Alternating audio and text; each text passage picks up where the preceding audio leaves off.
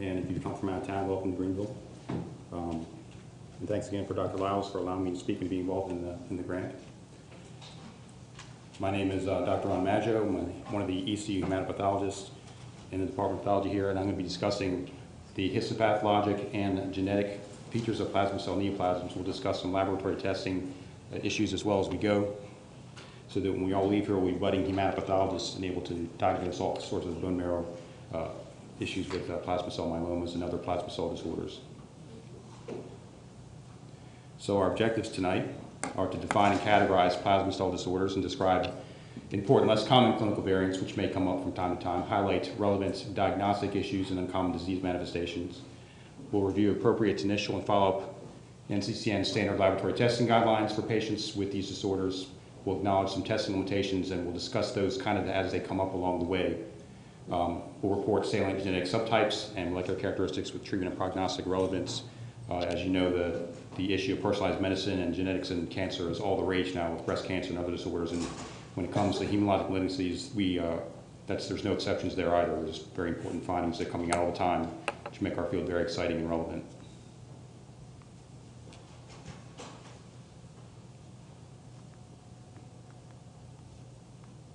That is not mine. It's contagious. That is. Do you keep going? Yeah, people can answer if they go to the website. Okay, this looks different from the way I read it. Okay. All right, so to start things off, we have our pre-test quiz. And so our first question, each of the following is an appropriate laboratory test in the initial workup of myeloma except, so that number, you would put that in if you think that that's the correct answer. Serum free light chain assay, beta-2 microglobulin, bone marrow aspirate and biopsy, peripheral blood evaluation for cytogenetics with FISH, which is fluorescence in situ hybridization. We'll discuss what exactly that is later. Urine and serum immunoglobulin levels with immunofixation.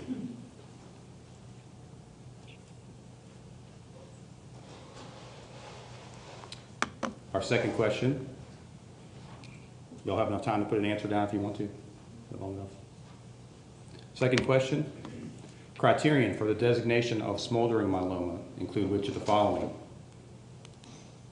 Radiographic evidence of bone disease, bone lesions either lytic or osteopenic, bone marrow clonal plasma cells numbering greater than 10%, lack of a serum M protein or urine protein, also called Bence-Jones protein, anemia of a hemoglobin less than 10 grams per deciliter, or evidence of renal impairment defined as a creatinine of greater than 2. And our third and final question is genetically oriented. Each of the following is true regarding cytogenetic features of plasma cell myeloma except immunoglobulin heavy chain gene immunoglobulin heavy chain genes are clonally arranged. The majority of plasma cell myelomas display chromosomal abnormalities. Remember this, looking for the except, so the wrong answer. Myelomas can be classified into distinct groups based on cytogenetic abnormalities. The most frequent translocations occur between oncogenes and the heavy chain gene locus on chromosome 14. Myelomas with hyperdiploid chromosomes represent a high-risk group. And so that concludes our pretest, so we'll go on to the actual presentation.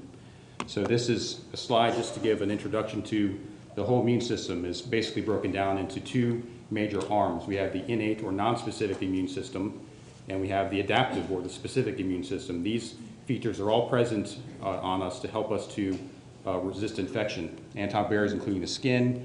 We have fatty acids on our skin that help retard infection. We have commensal bacteria, which is actually protective. We have acute inflammation, which is a non-specific process of removing pathogens. What we're going to discuss today is involved with adaptive or specific immunity, specifically a B lymphocyte disorder. So this little picture of this chicken or whatever is to show that chicken has two organs, one of which we share, the thymus. The thymus is where T cells develop. It's located in the neck in babies and young children, and it kind of regresses over time. So in adults, it's almost inapparent. Towards the hind parts of the bird is an organ called the bursa fabricius, which it was discovered where this is the site where B cells are formed and develop in these mammals. We don't have one of these organs. Our B cells develop in the bone marrow. So that's one of the differences there, but this is the location of where B cells were initially discovered. I don't know what they were doing back over here in this area of the bird, but that's where they found that. This slide shows kind of the interaction between B cells and T cells. So starting from the top, the way this kind of works is a B cell will have specific markers on its surface. When it encounters a specific antigen, there will be specific binding. The antigen is ingested and then broken down, and parts of it are actually represented back on the surface of the cell. When the B cell encounters a T cell with a complementing interaction between the two, it is stimulated to eventually differentiate, some of which become these mature plasma cells. And the function of the plasma cells primarily is to secrete these proteins called antibodies. And the antibodies are very important for helping with immune defense.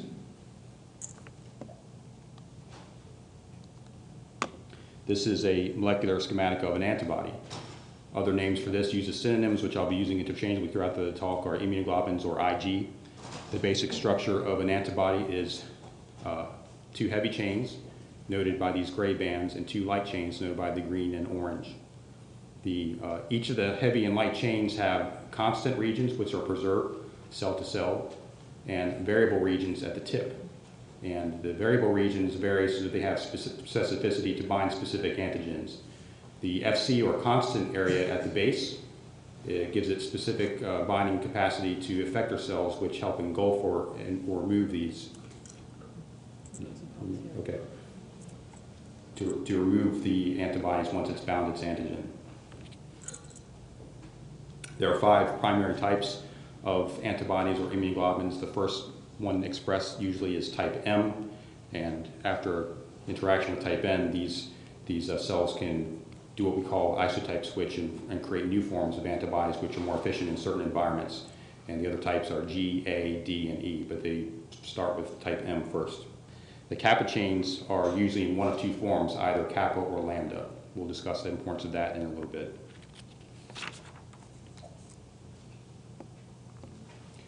This slide is a schematic of B cell maturation, beginning in the bone marrow as a stem cell, and then initially maturing and differentiating into what's called an immature or pre-B cell. At some point, the B cell will leave the bone marrow and enter the circulation. Upon meeting its antigen or in appropriate stimulatory conditions, it will further mature, and then it will eventually, in some subsets, will mature all the way into a terminally differentiated plasma cell. You'll note that there are actually different compartments where these cells are located, so that you can actually define B cell disorders into 3 main subgroups based upon their degree of maturation. So the most immature forms would be these blast type cells, which when they become malignant, they are acute leukemias or ALL. Then when a cell matures to a certain point and becomes a mature B cell, we call those B cell disorders, or commonly B cell lymphomas. And then there's the class of disorders we're talking about tonight are the plasma cell neoplasms, defined by the plasma cell. One of the main distinctions is that, almost by definition, the leukemic cells of an ALL will be circulating, so you can do all the testing that you need if you wanted to on the peripheral blood, including genetics. Some of the lymphoma disorders will be circulating, some of them will not, so sometimes those disorders can be worked up with the peripheral blood. The plasma cell disorders, generally speaking, with some rare exceptions, you need a bone marrow or tissue diagnosis to do further testing and to subcategorize these disorders. It's one of the main distinctions between plasma cell disorders and other B cell disorders. This is a schematic of the B cell as it matures into a plasma cell, once again, showing the different stages of the expressions of antibodies. The B cells have these antibodies on their surface, whereas the main difference is the plasma cells will secrete the antibodies into the circulation. An important event that occurs is, as the cell matures, is the heavy chain genes denoted here in the beginning with B, D, and J will do what we call rearrange. The genes will rearrange, and that will cause them to have increased specificity for the antigen they're meant to bind. What happens is the heavy chain gene will rearrange first, and then subsequent to that, the light chain genes will rearrange. Once the heavy chain genes are rearranged, light chains will either start out as kappa. If a rearrangement for light chain kappa is not successful, it will develop into a lambda cell. So it'll be a lineage of one or the other, kappa or lambda. This is a schematic of a reactive-looking lymph node or lymph tissue. In any given lymphoid population, there will be a mixture of kappa and lambda positive cells, usually in a ratio of about 2 to 1. When that ratio is skewed lower or higher than a certain set of numbers, then we call that clonal. So if a cell is transformed, it will make only one or the other light chain, and that is a surrogate for malignancy. Similarly, you can do molecular testing on the heavy chain genes, and if you find that each of the cells in that tissue have the exact same heavy chain gene rearrangement, then that is also a surrogate for clonality and for malignancy. So these tests are very important to us as we make these diagnoses. This is plasma cell. This is a blow-up in this inset, a little fuzzy, but you can tell this is a medium-sized cell, a little bit larger than a lymphocyte. It shows an eccentric nucleus, so meaning it's towards the edge of the cell. And you can see here sort of the characteristic, what we call clock face chromatin. It looks like the faces of a clock with the numbers going around the radial edge of the nucleus.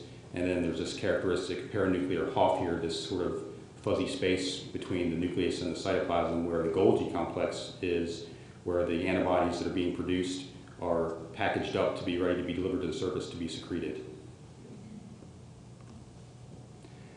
Plasma cell neoplasms are defined as a clonal expansion of immunoglobulin or Ig secreting class isotype switch terminally differentiated B cells. They characteristically secrete a homogeneous monoclonal Ig or M protein. In other words for that are paraprotein or M spike or M component. We use those words interchangeably. This includes syndromes defined by tissue damage and consequences of the paraprotein deposition, which are amyloidosis, light and heavy chain deposition disease, are also included sort of in the big family of plasma cell neoplasms. The first one we're going to discuss is called monoclonal gammopathy of undetermined significance, also called MGUS, MGUS, and is defined by a serum M protein of less than 30 grams per liter, a population of clonal plasma cells within bone marrow occupying less than 10% of the cellularity. For a diagnosis of MGUS, there needs to be no evidence of end organ damage, so it's an asymptomatic condition. It's usually picked up incidentally when something else is being worked up and you find this sort of on the side. Because other B-cell lymphomas can produce M proteins, you need to exclude that there's not the presence of another lymphoma present. That's an important part of the diagnosis of MGUS. This is an example of protein electrophoresis, also called SPEP. Serum protein electrophoresis, as seen at the top, and the principle is that you have circulating proteins in your blood within the serum. You separate out the cells, you spin them down and treat them and put them in a dye where they're separated based in some places by size, but generally usually by electrical charge, and they will travel and migrate in the cell based upon their charge. And so the largest peak here is albumin, then there are specific peaks with other proteins that are characteristic in those, and then this is the gamma region where immunoglobulins, if present, will be there. And you can see in this example there's a really large spike. The volume under the curve here represents the magnitude of the amount of protein present. And then you can go on and do what's called an immunofixation, where they are specifically treated with antibodies against specific markers and identify what is in that spike. So in this example, you see a spike in the gamma region, you do immunofixation, you see this is an IgG kappa. And because it's only kappa and not lambda, that defines as a clonal population, which is a marker of malignancy, or in this case, just a monoclonal population of plasma cells. Similar can be done in the urine, exact same principle here. And so this is sort of scaled to the same position, and you see this protein that doesn't really belong there. Now in the urine, you don't have just a little tiny albumin spike, and you don't have the other proteins present usually, but this spike does not belong there. And you can see it's a pretty significant magnitude. And if you move this over this legend, it would be in the kappa region as well. The other name for this is Bence-Jones protein. This is Dr. William Bence. He was born and raised in England at a place called Stoke-by-Nayland. These crazy Brits like to name their towns with the surname of a body of water next to them. So if you want to get like an interesting look in your neighbor's face, tell them you're from Greenville by Tar. You see how that sounds kind of cool. I think we should start doing that. Anyway, so Dr. Bence-Jones was not the founder of the paraprotein in the urine. There was actually a patient who was being seen by two doctors. Their names were Watson and McIntyre. They were caring for a 45-year-old London grocer who was on vacation. His name was Thomas McBean. Mr. McBean jumped off a cliff while vacationing and landed badly. He was unable to get up and caused crushing of his bones, for which the patient noted a smushing sense. The good doctors, though they tried, were not able to survive Mr. McBean, and he died, and they did an autopsy on him.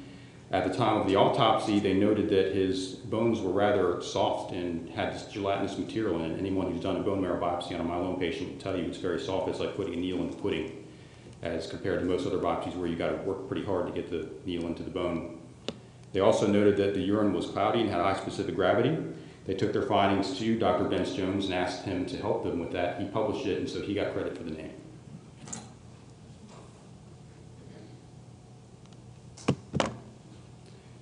MGUS is not a malignancy per se, it is a precursor lesion. It's featured by stable findings in the blood, usually for years. It's a condition of older adults. It's quite common, 5% of older adults in our country. Slight male predominance of 1.5 to 1, and it's about twice as common in African Americans as compared to Caucasians. There is another form of MGUS, which is an IgM version. Generally, we don't classify IgM-based lesions as myeloma. There are rare cases that do qualify, but this is usually another disease. This is a specific type of lymphoma and behaves more as such than it does as a plasma cell neoplasm. Etiology of MGUS is indeterminate and is by definition asymptomatic. That is an important feature. So we're going to talk a little about the testing. This isn't specifically for MGUS per se, but this is what we call immunohistochemistry, where we take tissue, put it into paraffin, embed it into blocks and cut slides out of them, and then we can treat them with various various antibodies tied to an immunoperoxidase, which when it reacts with the cell will turn this brown color for a specific marker. This is a CD138 stain, which highlights plasma cells. And you can see this is an example of myeloma, and you see a high tumor burden here of many positive staining cells. In contrast to this, where the cells are a little bit increased, but they're separated with only very few clusters, enumerating around the 5 to 10% range. This is a characteristic appearance of MGUS. On the left, this is what the DACO antibody brochure will look like. The 138 stain, nice, clean, crisp, staining all the cells perfectly evenly. The kappa is perfectly positive, the lambda is perfectly negative, showing you a nice monoclonal population. This is in reality what it more looks like. It's very smudgy, technically challenging, non-specific stain. This can be difficult to interpret when you're at the lower levels of these cells present in the tissues that you're working on. So when you get to the 5–10% range of plasma cells, determining their clonality is very challenging. It requires a lot of expertise and practice and familiarity with how your lab is using these stains. So for that reason, this is a technical limitation of the immunohistochemistry in terms of establishing monoclonality. If this population is present and both kappa and lambda cells are staining, then by definition it's not MGUS because it's not clonal. So it's important to have those stains working well and to recognize these limitations when you're working on these cases. This is an alternative. This is called in situ hybridization, where there's actually a DNA probe put onto the tissue that binds to the DNA in the cell, and you can use different chromogens to highlight kappa and lambda at the same time. And so these are both polyclonal populations. You can see the kappa in brown, and the magenta chromatin is the lambda, and you can see this population of cells staining for both, which is polyclonal, so this is not a clonal population. This is a smaller population of cells, but you can see there is enough background lambda that we would not call this clonal. It's a much cleaner assay. It's a little bit more technically demanding on the person doing the test, but when you get it working in your lab good, it's a superior alternative to IHC. What about the genetics of MGUS?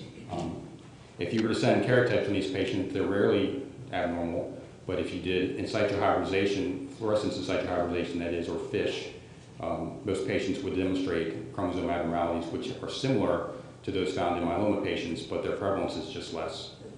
FISH works similar to the ISH that we saw in this slide. It just is done on cells that are in active division. It gets the cells when they're in a certain state of dividing. So it's done on cells from a dividing thing as opposed to static in the tissue here. There are no definite cytogenetic markers to differentiate MGUS from myeloma. One marker of risk of progression is aneuploidy. Our chromosomes, as we know, are 46, so we have 23 pairs of 2. And if you have a number different than that, then we call it aneuploidy. So when these disorders have that, their risk of progression is increased. Progression to myeloma, that is. As I mentioned, its clinical course is very stable without significant increase or change in the M protein over time. The risk of progression is very low, and many patients, when they're diagnosed, have a 1% risk per year and usually will die eventually of something else unrelated to this. There are other risk factors, including the cytogenic findings, are the magnitude of their M protein, the type of M protein that they're making. IgG is almost uniformly always better, and if they have a higher proportion of clonal plasma cells in their marrow. Another clue is if you have an IgG MGUS per se, if your IgA and IgM in the serum is decreased to a greater amount, then that's also a high risk factor for progression. And it's been worked out, if you have no risk factors, your risk of progression at 20 years is only 5%, where if you have all three of these factors, it's as high as more than half of them will develop myeloma if they live long enough. All right, in contrast, plasma cell myeloma is a bone marrow-based multifocal plasma cell neoplasm associated with an M protein like MGUS in the serum and or urine. It's associated with deposition of abnormal immunoglobulin chains in tissues. This diagnosis requires not only pathologic findings, but also radiographic and clinical features to make this diagnosis. Represents 1% of malignant tumors in adults, 10 to 15% of hematopoietic cancers, responsible for 20% of deaths attributed to hematologic cancers. Has a similar male-female ratio as well as racial predilection for African Americans. And similarly to MGUS, it's a disease of older adults, most of them over 50, and even usually older than that. It's pretty rare at 50. We don't understand exactly what the etiology is, but the risk is higher in people with a first-degree relative, fourfold. This is some examples of some bone lesions that you can find. This is not infrequently the way that the myeloma is suspected. You see here these bones with these clear opaque areas representing lytic lesions in the bone, and these are gross pictures of a vertebral body that's been riddled with myeloma deposits. This is an example of the plasma cells in myeloma, and you'll see these clusters of cells that aggregate together. They're increased in number, and they're also cytologically different than a normal plasma cell. They tend to be bigger. The chromatin is misshapen and irregular. They have nucleoli inside their nucleuses, and they can be binucleated cells and often kind of give away what they are based on their appearance. This is an example of a bone marrow just replaced and effaced by these plasma cells.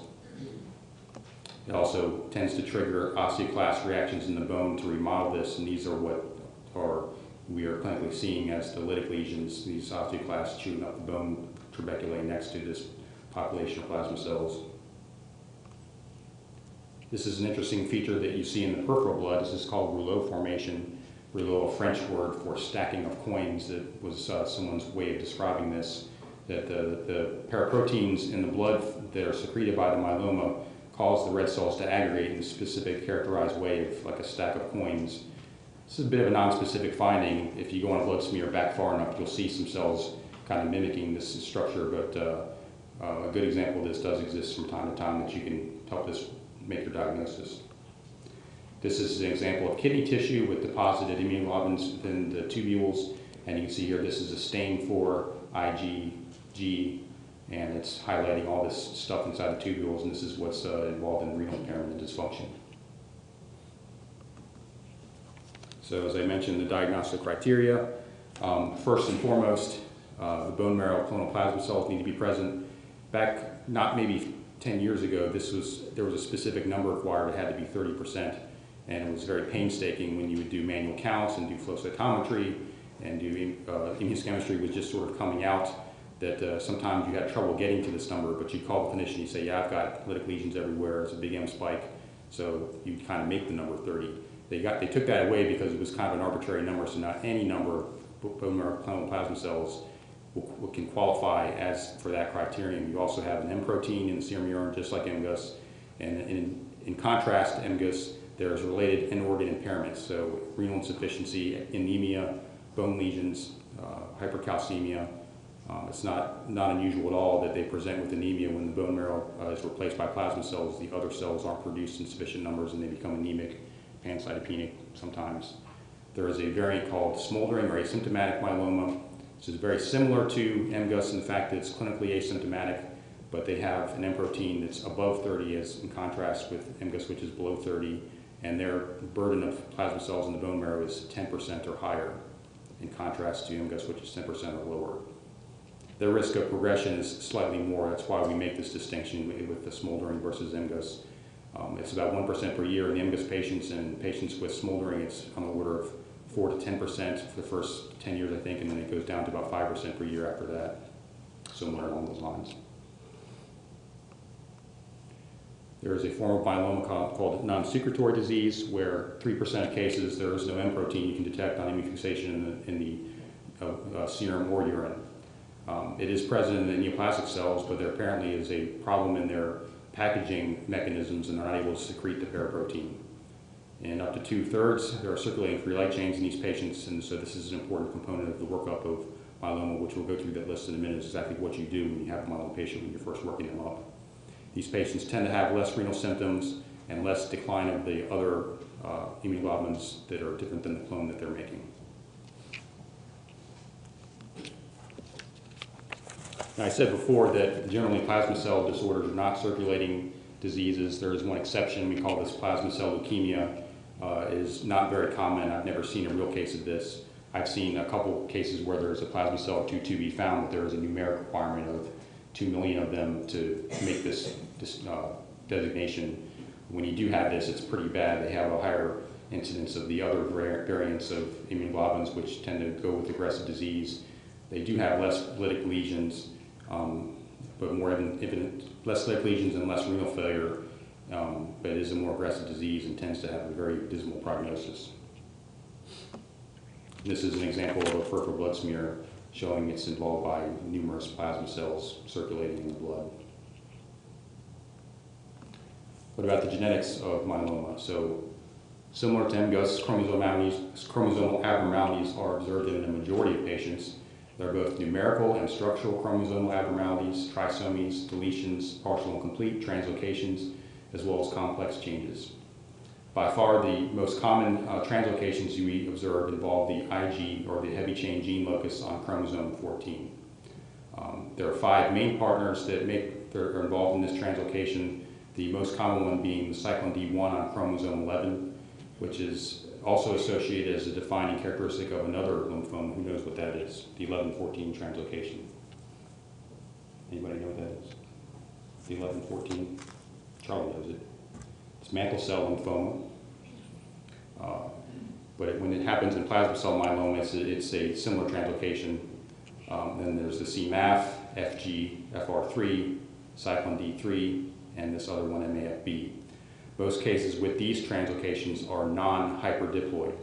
So because your chromosomes are paired, we call that diploid. So a 46 chromosome person, we call them just eudiploid. If you have more than the 46, you're hyperdiploid. If you have less than the 46, you're hypodiploid.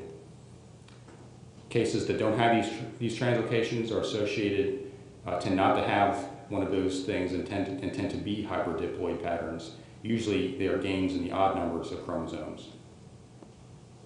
So let's look at a case. This is called a spectral karyotype, where the cells are rested in metaphase and the chromosomes are separated and they're painted with specific colored markers. And so we have, in this case, them numbered going from left to right, from top to bottom. We have 3 copies of number 3, 3 copies of number 11, 3 copies of number 9, 4 copies of 15, 4 copies of 21, and 3 copies of 19. So would this be hypo, hyper, or eudiploid? Hyper. Very good. She gets an A. So hyperdiploid. There is a little bit of some kind of deletions or something going on here, but if it was just the numerical changes, then it would be a hyperdiploid phenotype. This is an example of FISH, or fluorescence in situ hybridization, and so each of these probes are on a cell that should have 2 copies of each of these genes, and so the red represents chromosome 15, and it should be 2, but there's 4 of them. The aqua, or this kind of light blue color, should be a pair of chromosome 9s, but you have 3. There may be some green in there, so it's kind of combining with one of those chromosomes. There may be translocation going on as well. And then the green colored chromosome is number 5, and there's 3 copies of that as well. So again, this is another hyperdiploid phenotype. Both the heavy chain translocations and hyperdiploid are thought to be early events, and upregulation of the cyclin D genes are often associated with them. Cyclins are oncogenes important for regulating cell cycle. They regulate enzymes called kinases, which are important for cell cycle progression. Using patterns of the translocations and cyclin expression, myelomas can be classified molecularly into 7 or 8 subgroups depending on how you do it. Kind of 2 main branches, the heavy chain translocations or the genomic imbalances, and some of these have good prognoses, like hyperdiploid is a good prognosis. Some of them are bad. Certain deletions and certain translocations are, with the asterisk, are unfavorable. We can break it down even further into good risk categories, intermediate risk, and high risk. Within the good risk categories are patients with no detectable cytogenetic abnormalities. Hyperdiploid is a good risk factor, and then there are some specific translocations that are good risk factors, including the 11-14. Most of these patients are kappa, monoclonal, gammopathies, and they tend to have lytic bone lesions. Their mean survival is the highest. There's one category that's intermediate risk with a specific translocation. They tend to be IgA lambdas and have less bone disease. High risk would be any of these changes, which are specific deletions, some of the translocations, and hypodiploidy is a poor prognostic factor, as is plasma cell leukemias. And as you can see, their prognosis is not good at all. There are different staging systems. The primary one is the Dury-Salmon, which incorporates both M protein levels as well as the presence of clinical lesions and other factors. Then there's the international system, which relies upon a molecule called serum 2 beta microglobulin.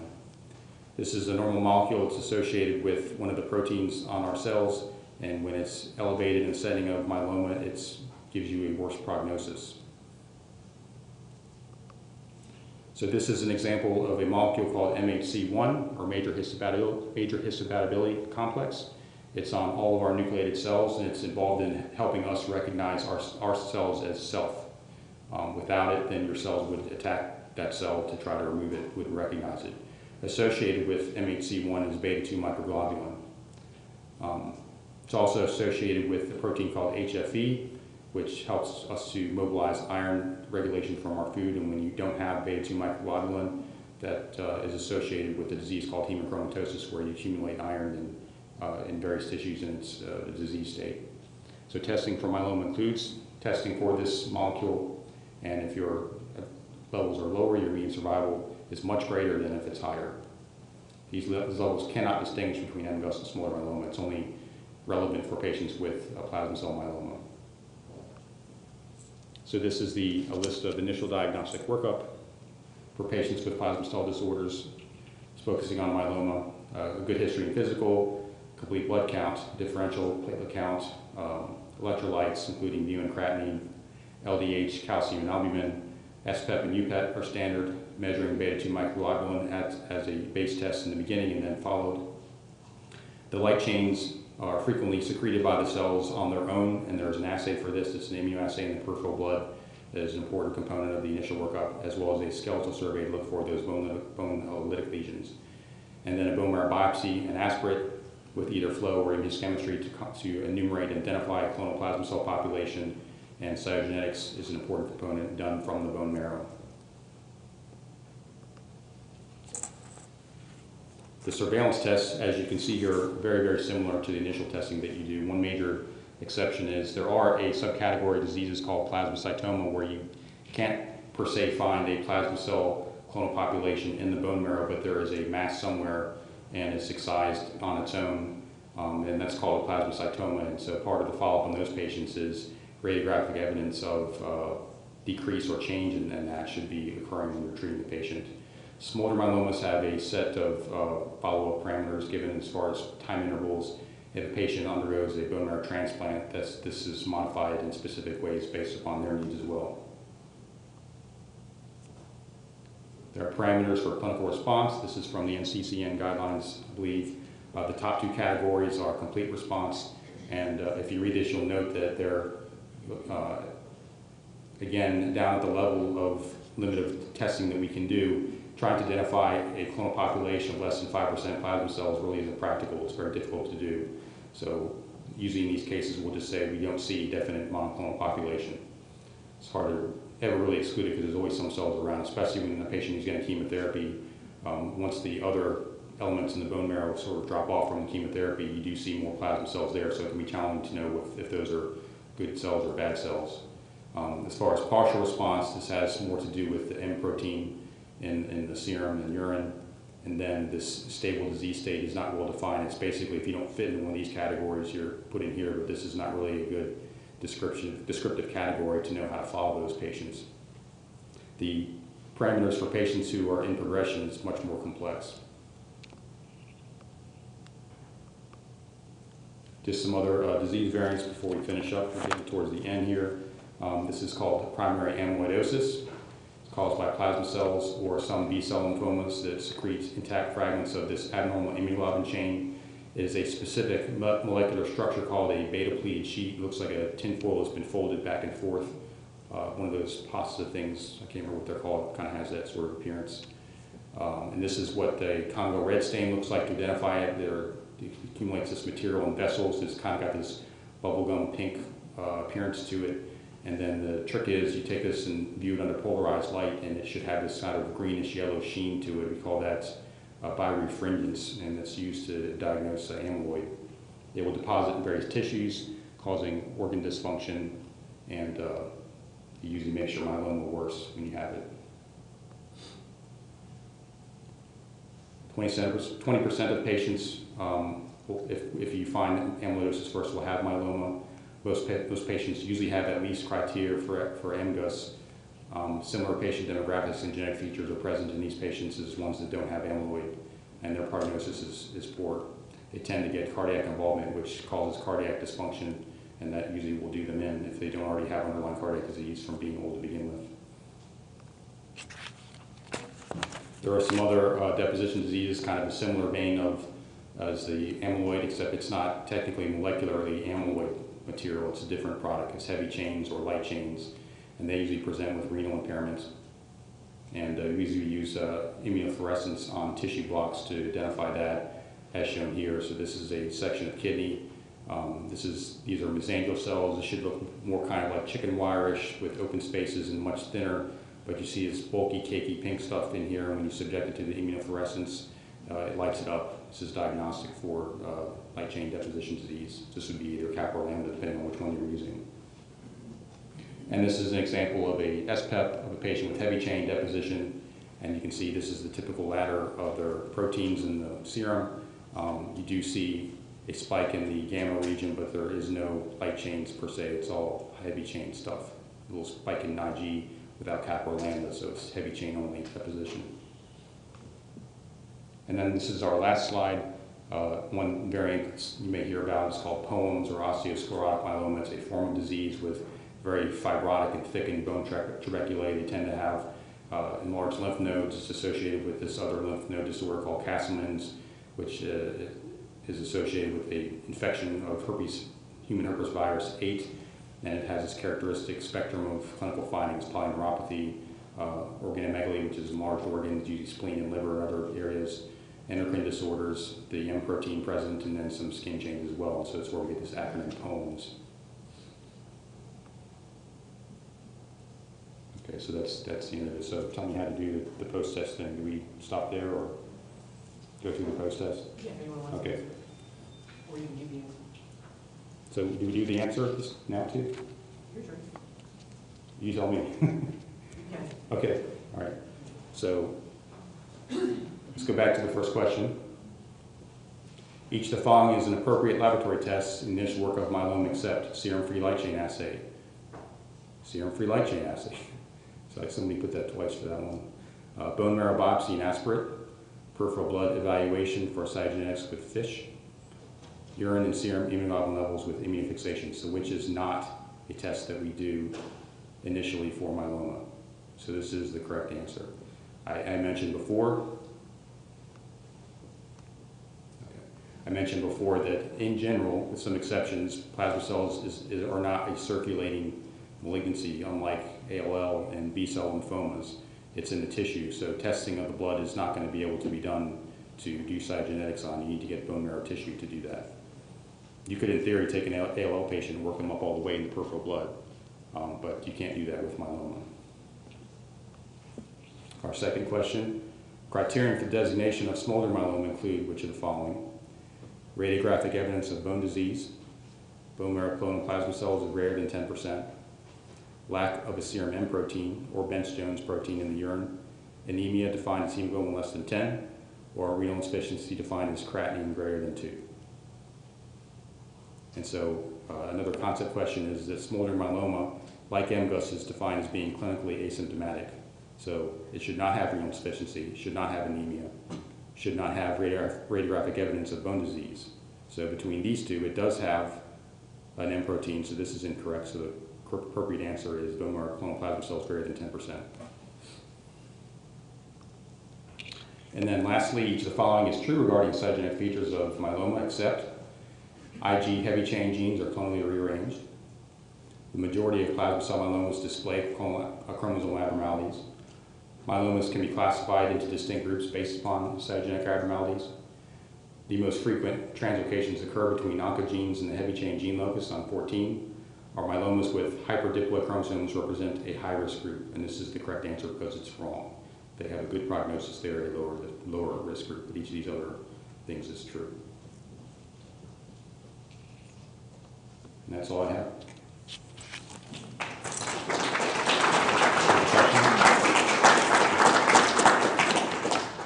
Anybody have any questions? Thank you very much. Enjoy your dinner. Thanks for coming again.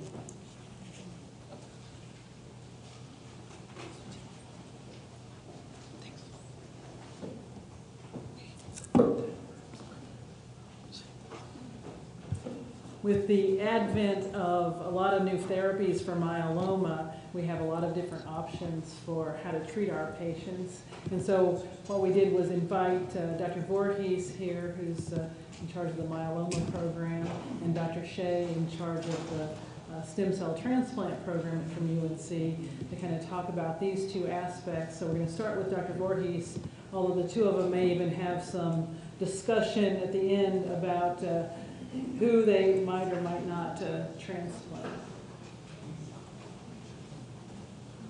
Thank you very much. Thank you for inviting me to speak today. So I'm going to be speaking about therapy for symptomatic multiple myeloma, and specifically therapy for patients with newly diagnosed multiple myeloma. That includes patients that we would potentially consider eligible for autologous stem cell transplantation, as well as those with relapse and refractory disease if we have time. These are my disclosures. So we'll start off with a case. So the patient is a 64-year-old man who presented with progressive low back pain. Imaging reveals multiple lumbar and thoracic vertebral body compression fractures.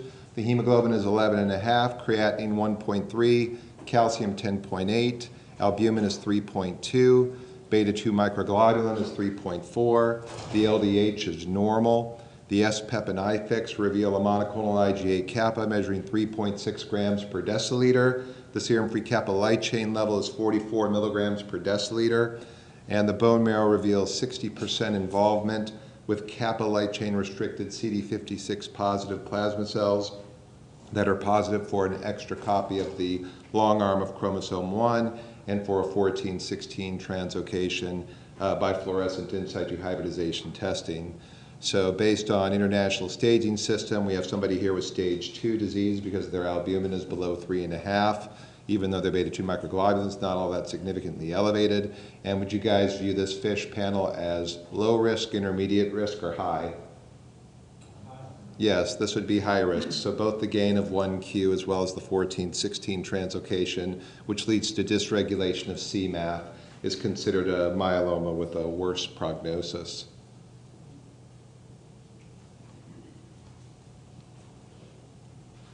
So do we have the question? It's showing up on our screen. It's not showing up there. Is there anything that I need to press?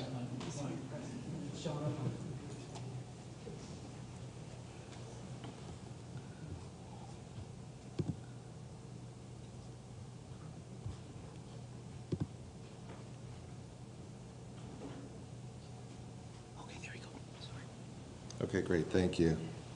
So, in addition to initiation of a bisphosphonate, what is the best next treatment step? So choice 1 is Thaldex, choice 2, Lendex, choice 3 is bortezomib dexamethasone, choice 4 is melphalan, prednisone, and bortezomib, and then the last choice is lenalidomide, bortezomib, and dexamethasone.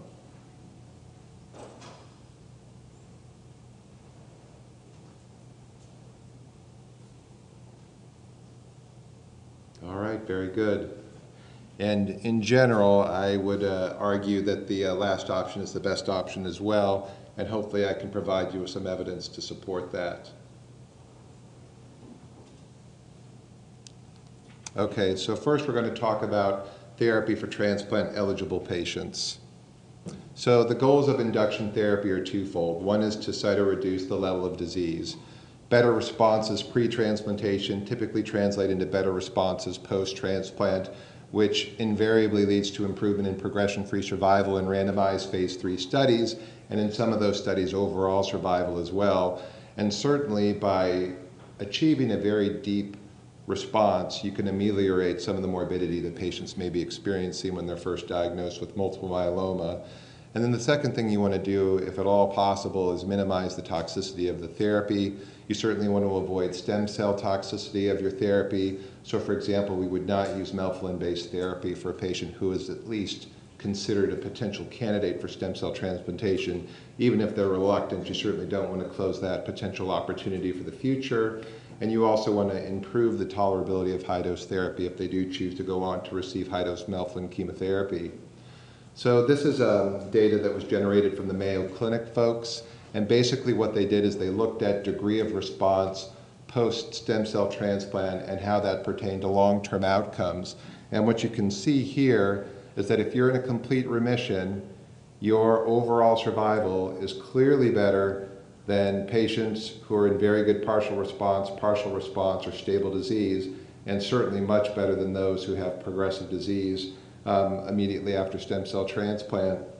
So they took it the next step. So are there different kinds of complete remission that are better than others? And you guys have probably heard of the stringent complete response. That's a complete response, meets all criteria for complete response, but you have normalization of the serum free light chains, normalization of the free light chain ratio, which basically effectively means that normal plasma cell function has been reestablished. And on the bone marrow aspirate and biopsy, the plasma cells that you do see there not only are under 5%, but they are polyclonal. So whether it's done by immunohistochemistry or flow cytometric evaluation, there's a mix of kappa and lambda light chain expressing plasma cells. That's a stringent complete response, and that's part of the International Myeloma Working Group uniform response criteria. And as you can see here, patients that are in a stringent complete remission after stem cell transplant do better than patients that are in a non-stringent complete response.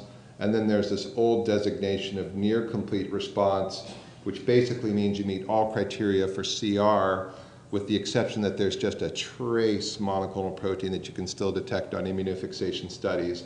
And those patients do well, but not quite as well as those in stringent complete response. You guys have probably heard a lot about measuring of minimal residual disease in multiple myeloma. You're going to be hearing more and more about this over the course of time. This is a study that was published by the Spanish folks recently in Blood, the Spanish myeloma group looking at minimal residual disease after stem cell transplantation, utilizing a deep sequencing methodology. And as you can see here, those patients that are in MRD negative state after autologous stem cell transplantation clearly do better than those with varying levels of minimal residual disease after therapy is complete. The same thing can be done with multi-parametric flow cytometric evaluation. So again, this is a study, this was actually done out of England, the large MRC group there, and they looked again at responses post-stem cell transplant to determine if MRD negativity post-transplant translated into better outcomes. And sure enough, as you can see here, whether you're looking at progression-free survival or overall survival, that clearly was the case. They also went the next step to look and see if response to therapy, depth of response to therapy, and MRD negative status prior to stem cell transplant translated into better outcomes.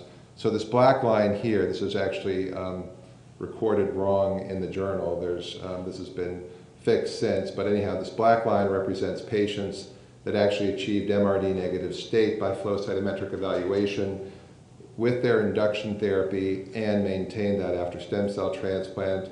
The orange line is those patients that got there after stem cell transplant but were still MRD positive pre-transplant. And then this blue line represents those that were positive pre and post stem cell transplant. And as you can see here, there's an improvement in progression-free survival for those patients that achieve MRD negative state even pre-transplant. However, whether you get to MRD negative state pre-transplant or post-transplant, the overall survival is roughly the same, at least in this particular analysis. So the bottom line is that a regimen that is associated with a greater depth of response translates into improvement in progression-free survival and overall survival frequently. So these are the NCCN guidelines. They need to be updated, but this is what we have. I accessed this just a couple of days ago. They still list single-agent dexamethasone for treatment of newly diagnosed multiple myeloma. I've bolded those that I think are important to consider. So we kind of think of it as 2-drug regimens and 3-drug regimens. We'll tell you why we don't typically do 4-drug regimens in a little bit. But the 2-drug regimens that I think are the most valuable in this day and age would be bortezomib dexamethasone or lenalidomide dexamethasone. As far as the 3-drug strategies that are out there, we certainly have bortezomib, cyclophosphamide, dexamethasone, or the CyBor-D regimen. We have the RVD regimen, which is lenalidomide, bortezomib, and dexamethasone. And actually, carfilzomib, lenalidomide, dexamethasone is listed in the NCCN guidelines for frontline therapy as well, and I'll show you some data that are very impressive with that particular combination. And it is actively being compared head-to-head with RVD in an intergroup study as we speak. So this is just a sense of the relative efficacy of these various things. So let's go back to the Stone Age, where we were using just pulse dexamethasone alone for the treatment of multiple myeloma pre-transplant. Overall response rates approaching 50%, which is respectable for a single agent, the vast majority of patients not going into complete remission. You add thalidomide to dexamethasone, we start getting a bit better. You add lenalidomide to dexamethasone, even a bit better. Other studies have shown response rates closer to 75–80%. Bortezomib dexamethasone, similar to Lendex, similar rates of complete response. But when you start looking at these 3-drug platforms, you see this very significant increase, not only in the proportion of patients that are responding, but you see a very significant increase in the depth of response as well, which can be very important for a number of patients. It started off with bortezomib, thalidomide, dexamethasone, 94% response rates, CR rates plus near CR rates approaching 1/3 of patients. And similarly with bortezomib, cyclophosphamide, dex, RVD, carfilzomib, cyclophosphamide, dex, which we'll talk about in the transplant-ineligible patient population, carfilzomib, Lendex, all very attractive options. And then there's recent data emerging with this oral proteasome inhibitor, ixazomib, in combination with lenalidomide and dexamethasone, which is showing some promising early activity as well. These are the data with lenalidomide and dexamethasone. Many of you are probably familiar with this, so I'm not going to belabor the point. So this was a phase 3 study, ECOG study, where they took lenalidomide and high-dose dexamethasone and compared it to lenalidomide and low-dose once-weekly dexamethasone. And even though the response rates were a bit better with the high-dose dex arm compared to the low-dose dex arm, there was a substantial increase in toxicity with the high-dose dexamethasone. So increased rates of venous thromboembolic events, increased rates of cardiovascular events, increased infectious rates. And this actually translated into an inferior survival rate actually at the 1-year mark. And in fact, they stopped the study and everybody on the high-dose dex arm got converted over to low-dose dex. So the bottom line here is if you're going to use Lendex, always use it with low-dose dex. Don't use it with high-dose dex because it does significantly increase the toxicity without any additional gain. So these are a number of different phase 3 studies looking at bortezomib-based therapy compared to older regimens for newly diagnosed myeloma patients that are considered eligible for stem cell transplant. So you have the study out of the IFM group looking at bortezomib dex versus VAD You have the Italian study looking at bortezomib-Thaldex versus Thaldex. This is another IFM study looking at bortezomib-Thaldex versus bortezomib-Dex. And then you've got this, the P actually stands as bortezomib, A is doxorubicin, D is dexamethasone, so PAD versus VAD. That was done in Northern Europe. And what you typically see here is that the number of high quality responses, very good partial responses and better, are higher in the bortezomib containing arms compared to the non-bortezomib containing arms, at least these first two and this last one here. That typically translates into a greater proportion of patients in a high depth response post-transplant, which consistently leads to an improvement in progression-free survival in these studies, and at least in one of the studies, a statistically significant improvement in overall survival, and perhaps a trend in a couple of the others. There was a meta-analysis basically taking these three studies that I just showed you and lumping them together, basically looking at bortezomib versus non-bortezomib-based therapy. And again, when you look at high quality responses, here they specifically looked at CR, near CR rate, much higher with the bortezomib containing therapies, much higher rates of very good partial responses and better. This again translates to deeper responses post-transplant, improvement in progression-free survival, and a statistically significant difference, albeit more modest difference, in 3-year overall survival. So this is a phase 2 study that was recently published in JCO, looking at the combination of len, bortezomib, and dexamethasone for myeloma patients who are going to go through a stem cell transplant. And this is actually the platform for the IFM DFCI study that's reevaluating the role of stem cell transplant in myeloma. So patients received 3 cycles of standard RVD induction therapy.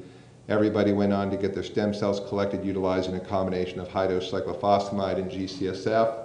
They then went on to standard autologous stem cell transplantation utilizing 200 milligrams per meter squared of melphalan.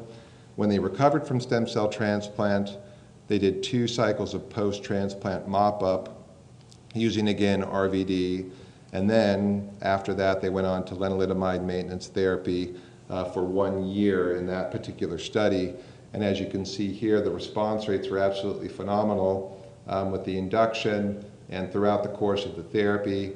And as you can see here, the depth of response gradually gets better each step of the way. So just after 3 cycles of induction, 60% of patients are in VGPR or better. And by the time they're done with consolidation therapy, almost 9 out of 10 patients are in a VGPR or better. So clearly excellent efficacy. And for the few patients where they were able to look at minimal residual disease by multiparametric flow cytometry, you see a significant increase in the proportion of patients who are MRD negative as they go over the course of the therapy. And again, this is the platform for an ongoing study, which is open not only at UNC, but at Duke as well as Wake Forest University. So I told you before that we typically don't consider 4-drug regimens, and this is the relatively small randomized phase 2 study that supports that. So this was a study that was done at a number of centers in the US, looking at various different newer induction strategies for myeloma patients. So we've got just a very slightly modified version of RVD here. We have RVD with cyclophosphamide incorporated into it. We've got a CyBorD type of a regimen. It's a little different than what was originally published. And then we have a modified version of CyBorD in which a higher dose of cyclophosphamide is administered. And the bottom line is that all of them performed well. So response rates were pretty respectable in the majority of circumstances. There was a relatively high rate of high, quality responses. Perhaps this one didn't perform quite as well, the non-modified CyBorD, but they all, did pretty well when it's all, taken together. So the bottom line is perhaps more toxicity with the addition of a 4th drug without additional efficacy. So as I alluded to before, the NCCN guidelines now do list carfilzomib Lendex as a potential induction strategy for patients that are transplant eligible, and it's based on this particular study. So patients received 8 4-week cycles. They got len for the first 3 weeks, carfilzomib usually in the standard dosing schedule, and Dex 40 milligrams once a week.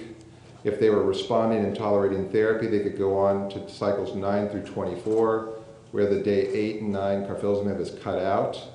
And then cycle 25 and beyond, you could go on to just chronic lenalidomide maintenance therapy. And the primary endpoint of the study was the response rate after 4 cycles of therapy. And as you can see here, for those patients that made it through 4 cycles of treatment, overall response rate 100%, VGPR rate or better, almost 90%, near CR or better, 2/3 of patients, and almost half the patients are in stringent CR. That's just with this alone after 4 cycles. So an extremely impressive regimen. And again, it's being compared head-to-head with RVD as we speak. 2-year progression-free survival, relatively short follow-up, but a very impressive 92%. And amazingly, even though carfilzomib is a proteasome inhibitor, only a 23% rate of peripheral neuropathy, almost all of which was grade 1. A very big, big difference in the rates of neuropathy with this drug compared to bortezomib, no question. So just to conclude this part, so newer combination chemotherapy regimens are generally speaking preferred as induction therapy for transplant-eligible patients. I hope I've been able to show you that deeper responses consistently translate into better responses post-transplant, which translates into improved progression-free survival, and that we are starting to get that signal of improvement in overall survival as a result, especially for patients with high-risk disease based on some of the cytogenetic features that you learned about earlier today. But in addition, patients that are highly symptomatic, if a patient's renal function is threatened and they're faced with the possibility of dialysis, if they're reeling from crippling bone pain, these are patients that you want to get under control as quickly as possible with a regimen that's most likely going to work and produce a very fast and deep response, whether they have high-risk cytogenetics or not. So RVD is a wonderful choice. CyBorD is a very good choice. We oftentimes use that in the context of renal dysfunction where lenalidomide dosing can be somewhat more challenging. And certainly you can consider carfilzomib, Len-Dex in certain situations if insurance will allow you to do it. And we had a patient recently who had bad neuropathic symptoms in their legs.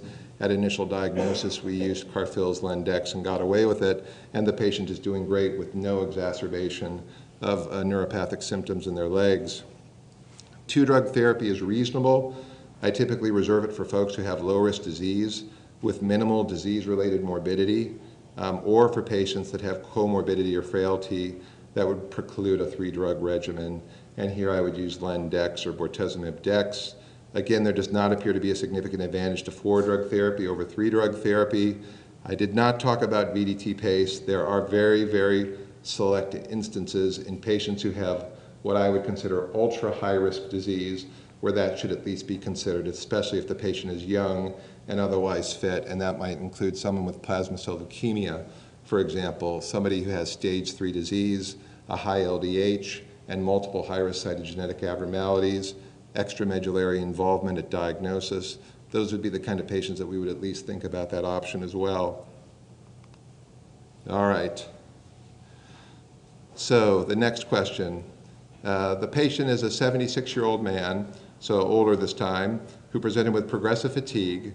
Imaging reveals multiple small lytic lesions but no fractures. Hemoglobin's 9.5. Creatinine is 1.1, calcium is 10.8, albumin is 3.6, beta-2 microglobulin is 3.4. Again, the LDH is normal, and an SPEP IFIX reveals monoclonal IgG kappa, 3.6 grams per deciliter. The free kappa light chains are 14 milligrams per deciliter. A bone marrow reveals 40%. Kappa light chain restricted CD56 positive plasma cells. FISH reveals 1114 translocation and deletion 13q. Cytogenetics are normal. So this patient has stage 1 disease by the International Staging System based on a beta-2 microglobulin that's less than 3.5 and an albumin that's 3.5 or higher. And would you say that this patient has high risk or average risk cytogenetics based on this?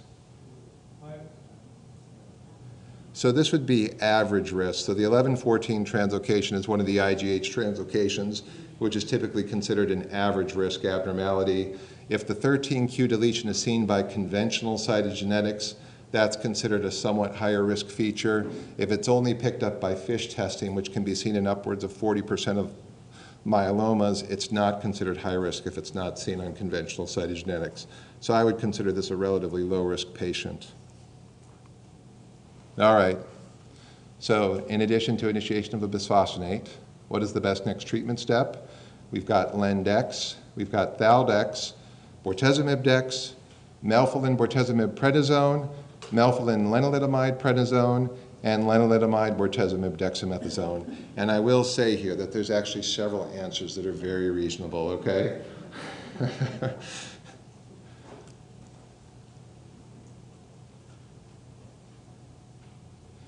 And you guys are all choosing the ones that I like the most as well. So we'll go through the data to justify the use of these various things. All right, so now we're going to talk about induction therapy for the transplant-ineligible patient. So again here, goals of therapy, cytoreduce the disease, thus ameliorating the morbidity of the disease, minimize toxicity. You know, this is a patient population that's going to be at increased risk of toxicities of therapy. However, in this case, if you're certain that stem cell transplant is not going to be part of the equation, a melphalan-based regimen can be used as part of frontline therapy. So if you can use therapy that potentially would preclude the ability to collect stem cells for the future if that's just not an option. So again, here are the NCCN guidelines. Perhaps could use a little bit of updating, but here's what they are. I've highlighted again the ones that I typically would think about in this patient population. And certainly there are other regimens out there like RVD, for example, that would be perfectly appropriate for a patient like this as well. But bortezomib dex and Lendex would be the two go-tos in the two-drug regimen category. And as far as the three-drug regimens, I do like the melphalan prednisone bortezomib one the most, although we do use Cyborg-D and we use RVD in these patients as well, depending on the circumstances, but that's not in the NCCN guidelines. So this is just to give you a flavor of the relative efficacy of these various things. So again, let's go back to history. So this is melphalan and prednisone. It's been the comparator in a number of different phase 3 studies over the course of time. The overall response rate, depending on which phase 3 study you look at, ranges anywhere from 35 to 47%. Very few people go into complete remission. Median progression-free survival is typically approaching 1.5 years. And median overall survival varies quite a bit, and it depends on how recently the study was done. So the more recent studies had much more favorable long-term outcomes because they had lots of therapies that they could use when they stopped responding or didn't respond at all to melphalan prednisone therapy. There's Lendex given indefinitely, Lendex for just 18 months, and we'll go through that data in a minute. MP-Thal. When you start adding bortezomib into the regimen, you certainly see a significant improvement in complete remission rate and very respectable median overall survival. We'll talk a bit about melphalan prednisone and lenalidomide, followed by lenalidomide as well, which I'm not terribly fond of, and I'll tell you why. So this is long-term follow-up from the VISTA study, which was melphalan prednisone versus melphalan prednisone bortezomib for newly diagnosed transplant-ineligible patients, with very long-term follow-up, respectable improvement in median overall survival with the inclusion of bortezomib into the initial therapy. A lot of people will oftentimes argue, well, gosh, I don't want to use a drug like bortezomib right from the get-go because I'm not going to be able to go to it later. You know, when the disease, comes back, I'm going to be in big trouble. So they actually looked at this, and they looked at median overall survival from the start of new therapy, and there's absolutely no difference between the two groups of patients. So using bortezomib in the frontline therapy didn't make the situation worse when the patient needed new therapy. So that would suggest that including bortezomib into the regimen was highly advantageous and clearly a very respectable improvement in median overall survival with this regimen compared to melphalan and prednisone. This is the melphalan prednisone LEN study that I told you about. So there are 3 arms. There's the standard melphalan prednisone, there's melphalan prednisone lenalidomide, and then there's melphalan prednisone lenalidomide followed by lenalidomide maintenance therapy. Again, transplant-ineligible patients. And here are the long-term results. So if you look at median progression-free survival, when lenalidomide maintenance therapy was given, you had a significant improvement in progression-free survival compared to those that got either melphalan and prednisone or melphalan, prednisone, and lenalidomide. But what I draw your attention to is, adding lenalidomide to melphalan and prednisone in induction really did nothing. I mean, the progression-free survival is exactly the same. So that's one of the reasons why I don't like that particular regimen. The other reason I don't like it is that when melphalan and len are added together, it does increase the risk of secondary malignancies, and there's absolutely no difference in 4-year overall survival with these various regimens. So again, not one of my favorite strategies. This was part of the plenary session at the 2013 ASH meeting, and this was basically a phase 3 study comparing len-dex given until progression, provided they're tolerating it, to len-dex given for 1.5 years, to melphalan prednisone thalidomide given for 1.5 years. These are the response rates. So as you can see, the len-dex arms had a better overall response rate. There was a higher rate of good quality responses as well. When you go to duration of response, so for those patients that responded to therapy, those patients that were on continuous len-dex did the best of the 3 different groups. And in fact, there's a 13-month improvement in duration of response when the len-dex was given indefinitely until disease progression, as opposed to just stopping at 1.5 years, 18 months. This is the progression-free survival data from this study. So with the MPT arm, 21.2 months for median progression-free survival. For 18 months of len-dex, 20.7 months. And for continuous len-dex, 25.5 months. And that was statistically significant when indefinite len-dex was compared to len-dex 18 or to melphalan prednisone thalidomide. The difference, the absolute difference in median progression-free survival doesn't look all that much, but as you can see, even when you get beyond the median, there's this big splay in progression-free survival, you know, with the indefinite len-dex. And you go out 3 years, you go out 4 years, and there's a near doubling of patients that are still in remission in indefinite len-dex. So this would suggest, as long as you tolerate it, you know, if you're still responding to len-dex at 18 months, that continuing therapy is a very reasonable thing to do. They have not yet shown a survival advantage, though, to the indefinite therapy. This is a very provocative study by Antonio Palumbo and the Myeloma crew in Italy. So they looked at cyclophosphamide, carfilzomib, and dexamethasone for newly diagnosed transplant-ineligible patients. I would argue that this would be a wonderful regimen for a transplant-eligible patient as well. So patients got 9 28-day cycles. Cyclophosphamide was given at 300 milligrams per meter squared orally on the first 3 weeks of the cycle. Carfilzomib was given at 36 milligrams per meter squared at standard schedule, and dex was given once weekly. For those patients that responded to treatment and were tolerating it, they could go on to maintenance carfilzomib after they completed 9 cycles. They enrolled 55 patients, not a huge study, but a respectable size single-arm phase 2 study, 55 patients. Overall response rate was 95%, very good partial response rates, and better 71% and 33%, so a third of the patients went into a CR or a stringent CR, which is better than anything that has ever been published in the transplant-ineligible patient population. And the toxicity profile was actually quite good. 2-year progression-free survival, 76%, 2-year overall survival, 87%. So a very attractive regimen in this patient population, and certainly worthy of investigation in a phase 3 study. So to conclude here, again, the newer combination chemotherapy strategies are preferred. Deeper responses translated into improved progression-free survival and an overall survival in some of the studies. Again, consider the multi-drug strategies for patients with high-risk disease or those that are highly symptomatic. And in this patient population, I think melphalan prednisone bortezomib is a perfectly reasonable option. Again, I'm not a big fan of melphalan prednisone lenalidomide for the reasons that I mentioned. Cyborg-D, although primarily studied in the transplant-eligible patient population, is a very well-tolerated regimen and very reasonable, especially for someone with renal failure at initial presentation. And RVD, potentially with modifications depending on the frailty of the patient, is also a very reasonable option for patients with high-risk disease.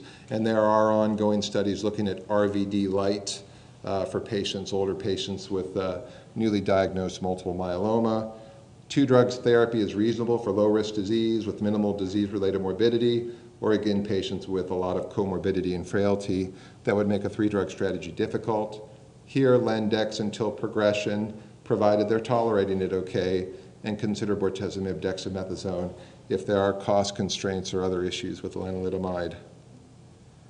These are studies of interest that are ongoing, either in the transplant-eligible or ineligible patient population. So we have S0777. Some of you guys may have participated in this. This is looking at RVD compared to RD, so Lendex versus RVD, and we should get results from that in the not-too-distant future. There's Eloquent-1, which is adding the anti-CS1 monoclonal antibody, elotuzumab, to Lendex-based therapy. I think there may be some centers in North Carolina that are participating in that as well.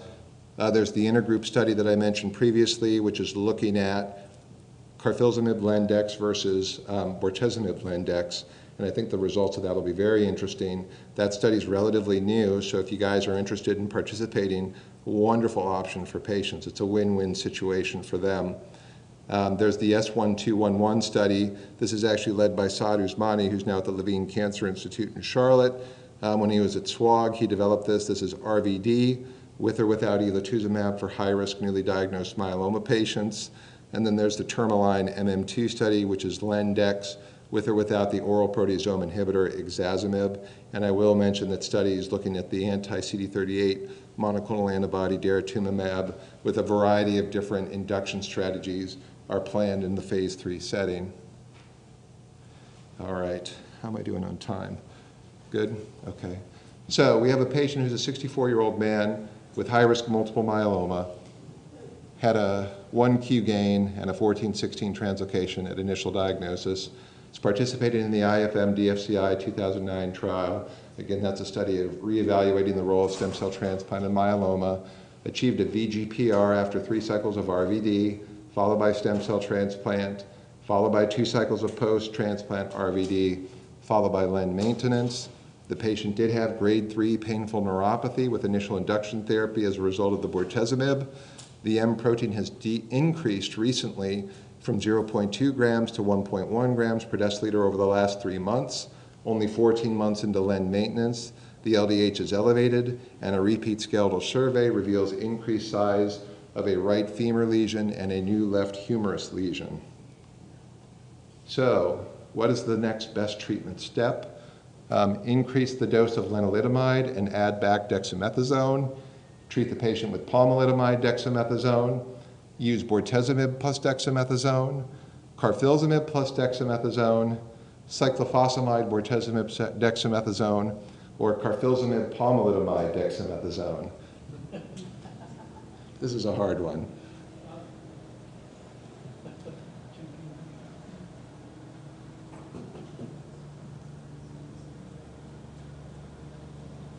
Good. I like the carfilzomib-based platforms as well, especially in light of the fact that the patient had grade 3 peripheral neuropathy with pain with a previous bortezomib-based therapy, and I don't think that there's enough data on the use of PomDex. I mean, the progression-free survival with Len refractory disease is not all that long.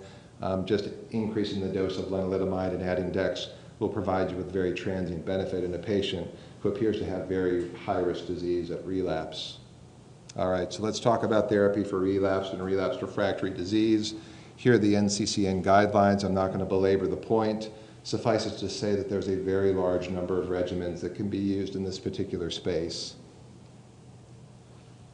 This is an argument to be made, a cautious argument to be made in favor of, again, multiple drug combinations, newer drug combinations for treatment of multiple myeloma, not only in the frontline setting, but in the relapse setting as well. So this was a phase 3 study looking at Thaldex versus bortezomib Thaldex for relapsed multiple myeloma. Now, these patients were still early in their disease course, and that's the caveat here. So this was their first relapse after autologous stem cell transplantation. And as you can see here, the rates of high-quality responses were much higher with the 3-drug regimen compared to the 2-drug regimen. This did translate into an improvement in time to progression and progression-free survival, and a trend that was not statistically significant in overall survival. However, this came at a very significant cost, which is a much higher rate of grade 3 or higher peripheral neuropathy with the 3-drug regimen compared to the 2-drug regimen, and that's not all that surprising. We know that bortezomib and thalidomide are both neurotoxic agents. You throw them in together and you are asking for trouble. So these are the initial phase 2 single-arm data looking at carfilzomib monotherapy in patients with relapsed and refractory multiple myeloma. These patients were relatively young, but they were also very heavily pretreated and refractory to therapy. 5 prior median lines of therapy. The vast majority of patients were refractory to their last line of treatment. In other words, they were progressing on their last line of therapy.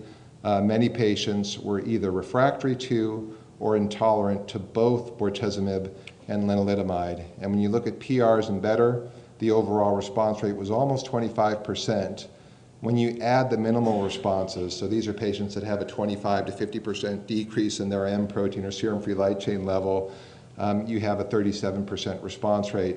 And an MR has been shown to be advantageous in this patient population. Some degree of cytoreduction of disease is valuable. So very respectable activity for a single drug and a very resistant patient population. Again, peripheral neuropathy, 12.4% only. These are patients that have been exposed to neurotoxic drugs since they've been diagnosed, and only 1 minimal grade 3. Progression-free survival, almost 4 months.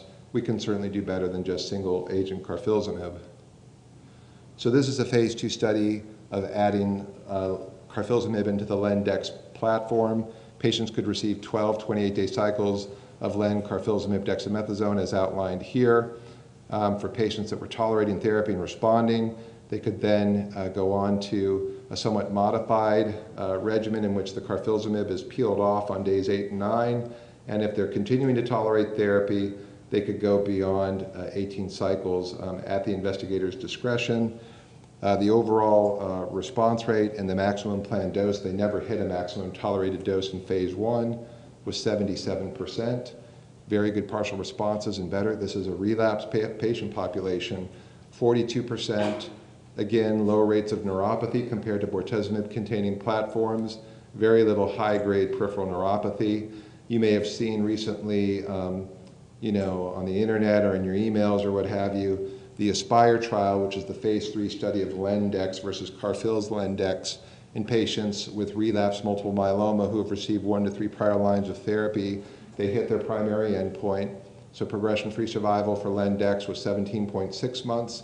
It was a respectable 26.3 months, so a little over 2 years with the addition of the carfilzomib. They didn't report the overall survival data. They just suggested that there was a signal to an improvement in overall survival, which means it was probably not statistically significant. But nonetheless, a very respectable study, and they'll certainly be able to go to the FDA with this information. POMDEX, obviously very active regimen as well. This was studied most intensively by the Mayo Clinic group. They initially looked at less heavily pretreated patients, overall response rates of 60%, median progression-free survival of almost a year. When they look at lenalidomide, bortezomib, dual refractory patients, the overall response rate drops, but it's still an impressive near 30%. Median progression-free survival, depending on which study you look at, varies from 3 to 6.5 months, not as good as what they saw in the less resistant patient population, and respectable, very short-term overall survival. This is an IFM study looking at POMDEX in a similarly refractory patient population, and a very similar response rate and progression-free survival rate compared to the Mayo Clinic experience. This is the phase 3 study that justified the use of POMDEX in relapsed patients. This is POMDEX versus single-agent DEX for relapsed refractory myeloma. Again, heavily pretreated patients. 30% response rate with POMDEX compared to 10% only with DEX. Progression-free survival was doubled, albeit still relatively short. We need to improve. Median overall survival almost 13 months versus 8 months in the DEX arm, and all of these were highly statistically significant. So the other regimen I want to talk about, and is the regimen I probably would have used with the patient example that I just showed you, is this particular regimen, which is carfilzomib, pomalidomide, and dexamethasone for relapsed refractory multiple myeloma. So here they use carfilzomib at standard dose and schedule on a 4-week cycle. The maximum tolerated dose of pomalidomide incorporated in with carfilzomib was 4 milligrams on days 1 through 21. Dex was given once a week. They had 79 patients who had had 5 prior median regimens. 25%, so a quarter of them were high risk by M-SMART criteria. And as you can see here, the overall response rate was highly respectable. So almost 30% of patients had a VGPR, with 40% of patients having a PR. So when you look at both of these, a 70% overall response rate, 83% clinical benefit rate when you include the minimal responses, and a median progression-free survival of almost 10 months, which is very respectable in this patient population, and a fairly well-tolerated regimen at that. I'm going to just quickly run through 3 drugs that are now at the FDA being considered for approval in the relapse space. The first of these is the histone deacetylase inhibitor panabinostat. So the bottom line is that the proteasome is responsible for degradation of ubiquitinated proteins inside a cell, but there's also this agrosome pathway which does the very same thing. So you plug up one toilet in the house and you cause a bit of a mess. You plug up both of the functioning toilets in the house, you create an even bigger mess and more cell death. So that's basically the biologic rationale of this particular regimen in multiple myeloma, and preclinical studies have shown very strong synergy with the histone deacetylase inhibitors and proteasome inhibitors in multiple myeloma. So this was the Panorama 1 study looking at bortezomib dex versus bortezomib dex panabinostat for patients who had had 1 to 3 prior therapies for their multiple myeloma. The primary endpoint was progression-free survival. Other endpoints included other efficacy parameters and obviously safety. These are the results. So they met their endpoint, primary endpoint of progression-free survival. So if you look at bortezomib dexamethasone, the median progression-free survival was just over 8 months. You add the panabinostat, you add 4 months to the progression-free survival. This was highly statistically significant, hazard ratio of 0.63, so fairly impressive. When you look at subgroup analyses, not a lot of patients in the high-risk group, but there's a trend towards improvement in progression-free survival for those patients that have high-risk disease, and perhaps the benefit is even more striking for the high-risk patients than it is for the standard risk patients. Overall survival, maybe a very subtle trend, but nothing to write home about with the addition of the panabinostat, but overall survival is basically the same between the 2 groups, and that's important to note. These are the response data, again, a higher depth of response with the inclusion of panabinostat into the bortezomib dex platform. But this did come at a fairly significant cost. Many of you are familiar with verinostat or Xalinza, which is another histone deacetylase inhibitor. Panabinostat is plagued with the same side effects that verinostat has. So GI side effects, especially diarrhea, constitutional side effects of asthenia and fatigue, very significant with non-selective histone deacetylase inhibitors. There was more hematologic toxicity as well, especially thrombocytopenia. And again, thrombocytopenia is a known side effect of the non-specific histone deacetylase inhibitors, including romidepsin and verinostat as well. So there was actually a higher rate of patients that discontinued the 3-drug regimen because of toxicity than the 2-drug regimen. There was a higher rate of discontinuation of therapy in the Bortez-Dex arm because of disease progression.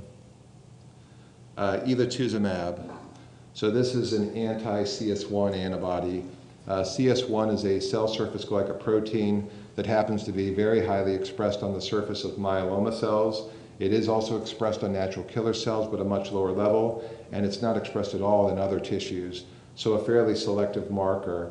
When elotuzumab was tested as single-agent therapy in relapsed myeloma, at best they saw was stabilization of disease. But the thought was that if you include lenalidomide and bolster antibody-dependent cellular cytotoxicity, that perhaps you could get more bang for the buck. And in this xenograft mouse model of multiple myeloma, as you can see here, when elotuzumab and lenalidomide are given together, you see a significant reduction in tumor volume in the mice compared to whether lenalidomide is given by itself, elotuzumab by itself, or control antibody. So very respectable data in the preclinical setting. This is the study design, so basically standard Len-Dex with weekly elotuzumab for the first 8 weeks, followed by every 2 weeks thereafter. So the overall response rate And so there were 2 different doses of elotuzumab that were tested, and those are the 2 arms of the study. Very respectable 92% response rate for those patients that got 10 milligrams per kilogram of elotuzumab, and a respectable number of patients with VGPRs or better in this particular study. Median time to response was very short. Progression-free survival was not reached. When you look at 14.1 months, 3/4 of the patients were still progression-free, so very respectable data in this patient population. Daratumumab is a monoclonal anti-CD38 antibody that's currently in phase 1 through soon-to-be phase 3 testing. This is the original phase 1 study, dose escalation of daratumumab in patients with relapsed and refractory multiple myeloma. This is a waterfall plot of response. As you can see, the patients that did respond to therapy, this is monotherapy with the antibody, were primarily isolated to those patients that were on 4 milligrams per kilogram and higher. And that has led to dosing with 8 and 16 milligrams per kilogram in future studies. But very respectable responses in a very heavily pretreated patient population. We participated in a phase 2 study of this particular regimen, and we have a patient who's in CR who's refractory to every existing myeloma therapy that's out there. We also have patients that blow right through it, and it's very hard to predict who's going to do what, but very, very impressive drug. So to conclude, many options here. The options should be dictated by response to and tolerability of prior therapy, presence of high-risk disease or not, the degree of disease-related morbidity, and whether they progressed on maintenance therapy or not.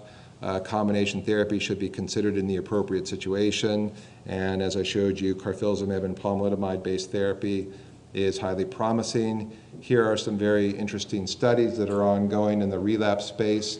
For the sake of time, I'm not going to dwell on these. You'll be able to have access to them. As far as questions that I ask myself, so when a patient is referred to me and I'm trying to decide what to do with the patient, these are the questions I ask myself. So is the patient an autologous stem cell transplant candidate? Whether they want to do it or not, if we feel that they are fit enough to do it, avoid melphalan-based induction therapy. Does the patient have high-risk disease? Do they have stage 3 disease by ISS criteria, high-risk cytogenetics, high LDH? If you've done gene expression profiling, do they have a high-risk signature?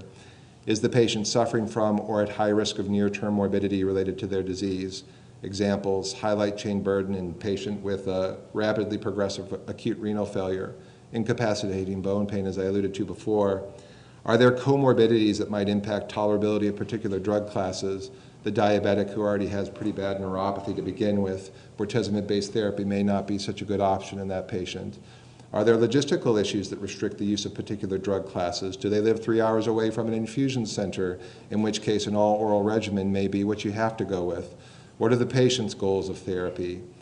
When we see a patient with relapsed or relapsed refractory disease, we comb their prior therapy very carefully.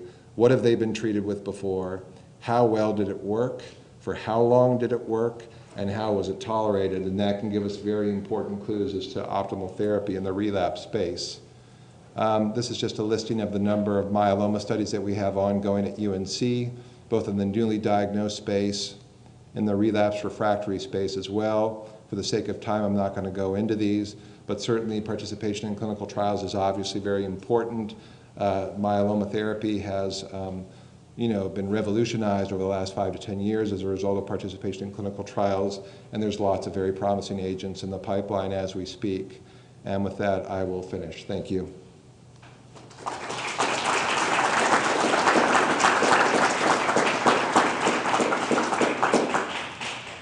Any questions for Dr. Voorhees? Yes. What's the role of second transplant in the relapse patient? So Dr. Shea will regale us with that answer. Yeah, it used to be 2 transplants in the past.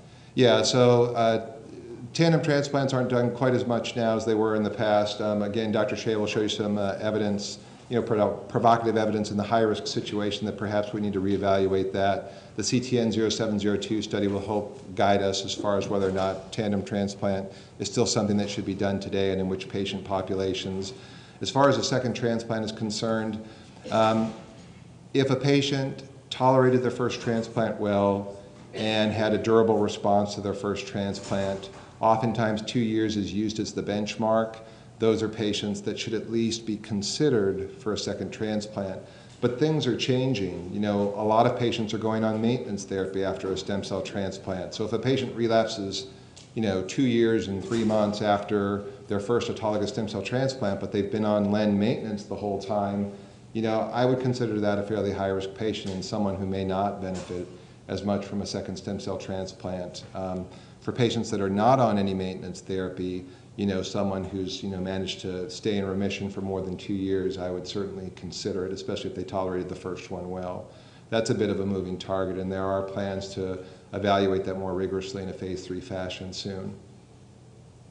Yes? How would you treat lytic lesions in a patient with renal failure from multiple myeloma on dialysis? Bisphosphonates are usually not indicated, but Right. I read some about pamidronate that maybe you can use that. Yeah, no, it's an absolutely terrific question. Unfortunately, the data in advanced renal disease, especially hemodialysis, dialysis-dependent renal disease, are sorely lacking.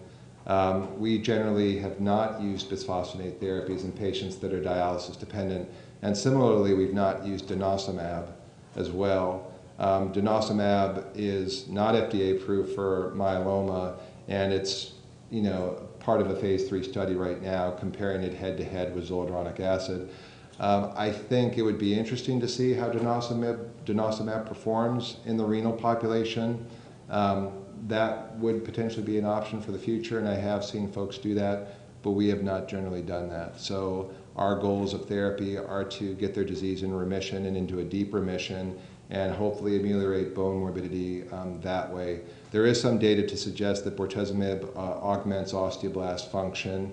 There is some data to suggest that lenalidomide actually inhibits osteoclasts. So an IMiD proteasome inhibitor platform may actually provide some bone effects independent of their ability to control disease. Anything else? All right, thank you.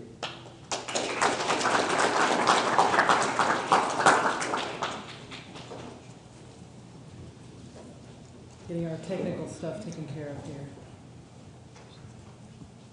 So for our final talk, I'd like to welcome Dr. Tom Shea, who is in charge of the stem cell transplant unit at UNC, to talk about transplant options for our myeloma patients. Thanks, Charlotte, and I want to thank all of you not only for inviting me, but also congratulations on the receiving the grant from Pfizer. I think that speaks well to the folks that are leading the effort here, and also to the great need that we all see. So with that, I'm willing to take a minute and let everybody just stand up and stretch for a second if you think you need it, because you've all been very good, and Pete gave a great talk, but I don't want folks to suffocate and fall into their soup.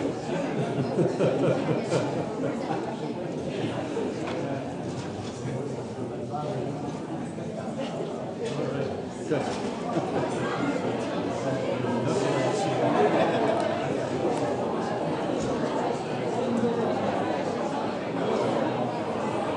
Okay, I don't want to let you all get too far.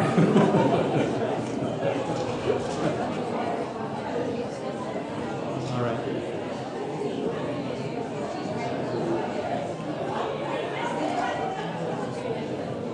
Just this one.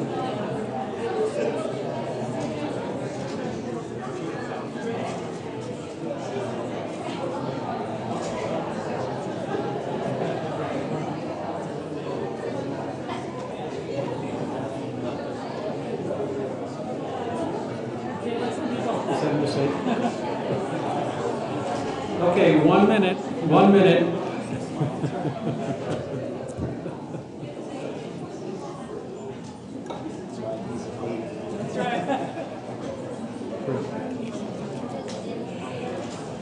Okay, well, thank you all for sticking around again. So let me go ahead and get started. So I think Pete gave a great talk, and we also had a nice presentation by Dr. McGrew, I believe, who talked about the issues of biologic characteristics of the disease. So I'm going to talk a little bit about transplantation and I'm going to categorize folks who should get transplanted, when should they get transplanted, and then how should they get transplanted. And so I'll go through these things relatively quickly because I know most of you are not actively doing transplants, and then I'll be around afterwards to answer questions if you'd like. My disclosures are getting leaner and leaner by the years as I do more transplant and less speaker bureaus, but in any case, these are the ones that I predominantly have disclosures for in terms of research interests. And so let me go through a couple of cases quickly for you here.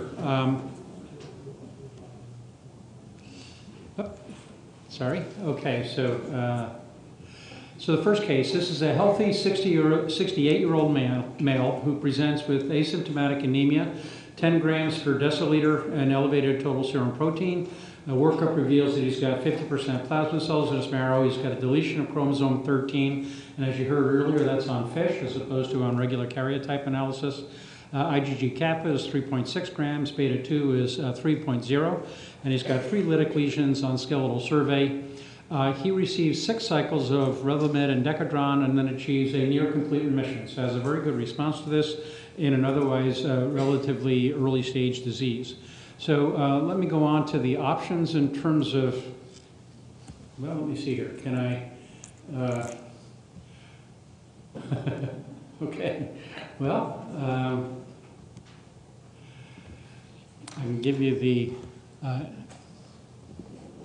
okay, I can't read them from here. Okay, all right, so the options would be either no further therapy. What about reduced intensity allogeneic transplant with a matched sibling donor? Somebody could get an autologous stem cell transplant followed by consolidation therapy using a bortezomib-containing regimen, stem cell transplant followed by lenalidomide maintenance therapy, or a tandem autologous stem cell transplant. And in some of these cases, this one and the next one, you'll see there actually can be more than one right answer. And so as I think you saw previously, there are lots of ways to go about treating these patients. Okay?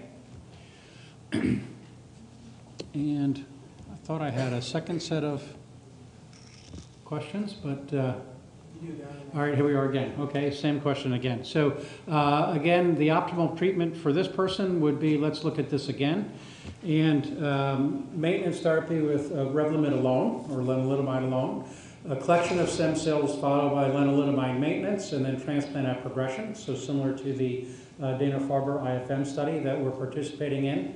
Transplantation followed by len maintenance for 2 years. Transplant followed by lenalidomide maintenance to time of progression. And then finally, bisphosphonate therapy for 2 years.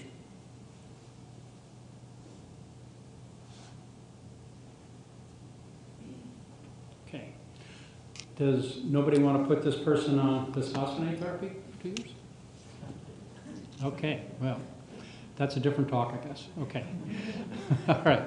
Well, let's move on then to the second case. The second case, a little bit different. It's a 55-year-old female, a little bit younger, presents with anemia of 10 grams, creatinine of 3 milligrams per deciliter, so elevated renal function, or decreased renal function rather, elevated creatinine, a calcium 11.5, so clinically pretty high-risk disease. Her workup reveals a high burden of plasma cells in her marrow. Cytogenetics include a deletion of chromosome 17 and a 414 translocation, IgA kappa peak of 3.2 grams, and then a beta-2 microglobulin that's low at 3.0. She gets 6 cycles of RVD and then achieves a very good partial remission, followed by an autologous stem cell transplant. And then at day 60, she's got a documented paraprotein peak of 0.4 grams deciliter and a bone marrow with 6% plasma cells. So very good partial remission at that point, but still has obvious disease. So what kind of options might we think about for her following her initial transplant? First one might be a reduced intensity allogeneic transplant from a matched sibling donor. A second autologous transplant, going directly on to maintenance lenalidomide. An untreated allograft with a an unrelated allograft using a well-matched donor but somebody outside the family. Or consolidation therapy with bortezomib.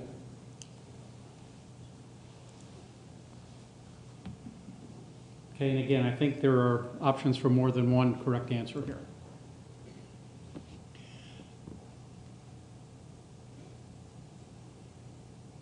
Okay?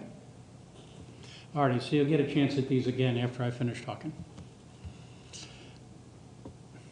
Okay, and then the last one of these, the same second case with this high-grade patient or high-risk patients.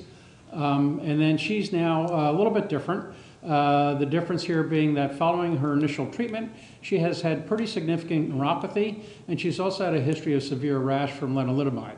So in this circumstance, what might your options for additional therapy be? So no further therapy, kind of sit with your low dose or low level of monoclonal protein, a second autotransplant, maintenance lenalidomide, a matched-related donor allogeneic transplant, or consolidation therapy with bortezomib.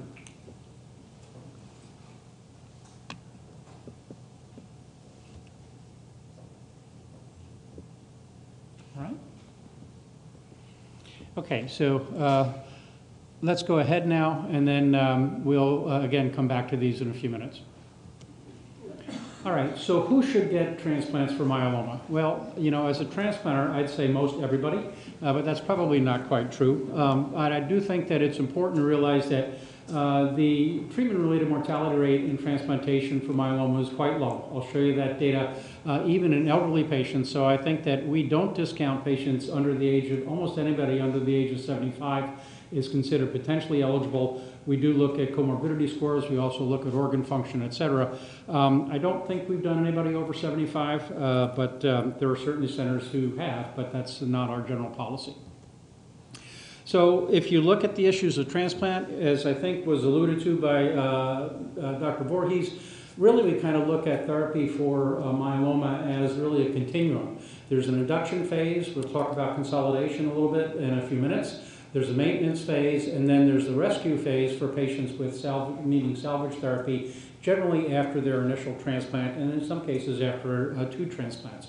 Now I've got here for consolidation a stem cell transplant, but that's just one of several options in the consolidation phase that can either be done with or without a transplant after their initial induction therapy. So transplant eligibility, kind of going back to that previous slide, all 50, 60, or 70-year-olds are not quite the same. And so here you go with some of the ones that maybe are perhaps not necessarily the best candidates. However, you know, you may have seen Dr. Chaim Muss, who does the geriatric oncology at our place, and he's got a slide which perhaps I should have shown, but it's not somebody getting a transplant, but it's a woman who's 100 years old who's actually lighting her cigar at the same time as she's lighting the candle on her 100-year-old birthday cake. And so it's a pretty impressive picture, and I can't imagine it's staged. In fact, it looks like it might be the same person here, but in any case. So I think that when you look at the issues of toxicity for transplantation, and this is using a comorbidity index that has been developed primarily for patients undergoing allogeneic transplant, not autologous. But they did look at this in patients who underwent autologous transplantation for myeloma. And what you're seeing here is the comorbidity index greater than 3, or those with 1 or 2 risk features, or those with 0 risk features, and these are the numbers here. And without belaboring the point of you know, what exactly goes into this, it includes a combination of cerebrovascular disease, underlying diabetes, renal dysfunction, as well as hepatic insufficiency, and there's a total of about 10 different comorbidity indices that we look at here. But even in the highest risk population, those with a comorbidity index greater than 3, the mortality rate out beyond 2 years is only about 15% from treatment-related complications. And in fact, most of that is patients who've then gone on to additional therapies. So if you look at the early mortality and morbidity associated with transplantation, this is 5 years, this is going out to 15, 20, 25 years. You actually see a very low level of overall mortality early on. It's in the range of about 3% in the first year. And beyond that, much of the mortality has to do with either comorbid illness or has to do with people getting secondary cancers such as leukemia or myelodysplastic syndrome. And I'll talk a little bit more about that in relation to maintenance therapy, but the bottom line is that these are pretty safe treatments, even for people with fairly significant comorbidities.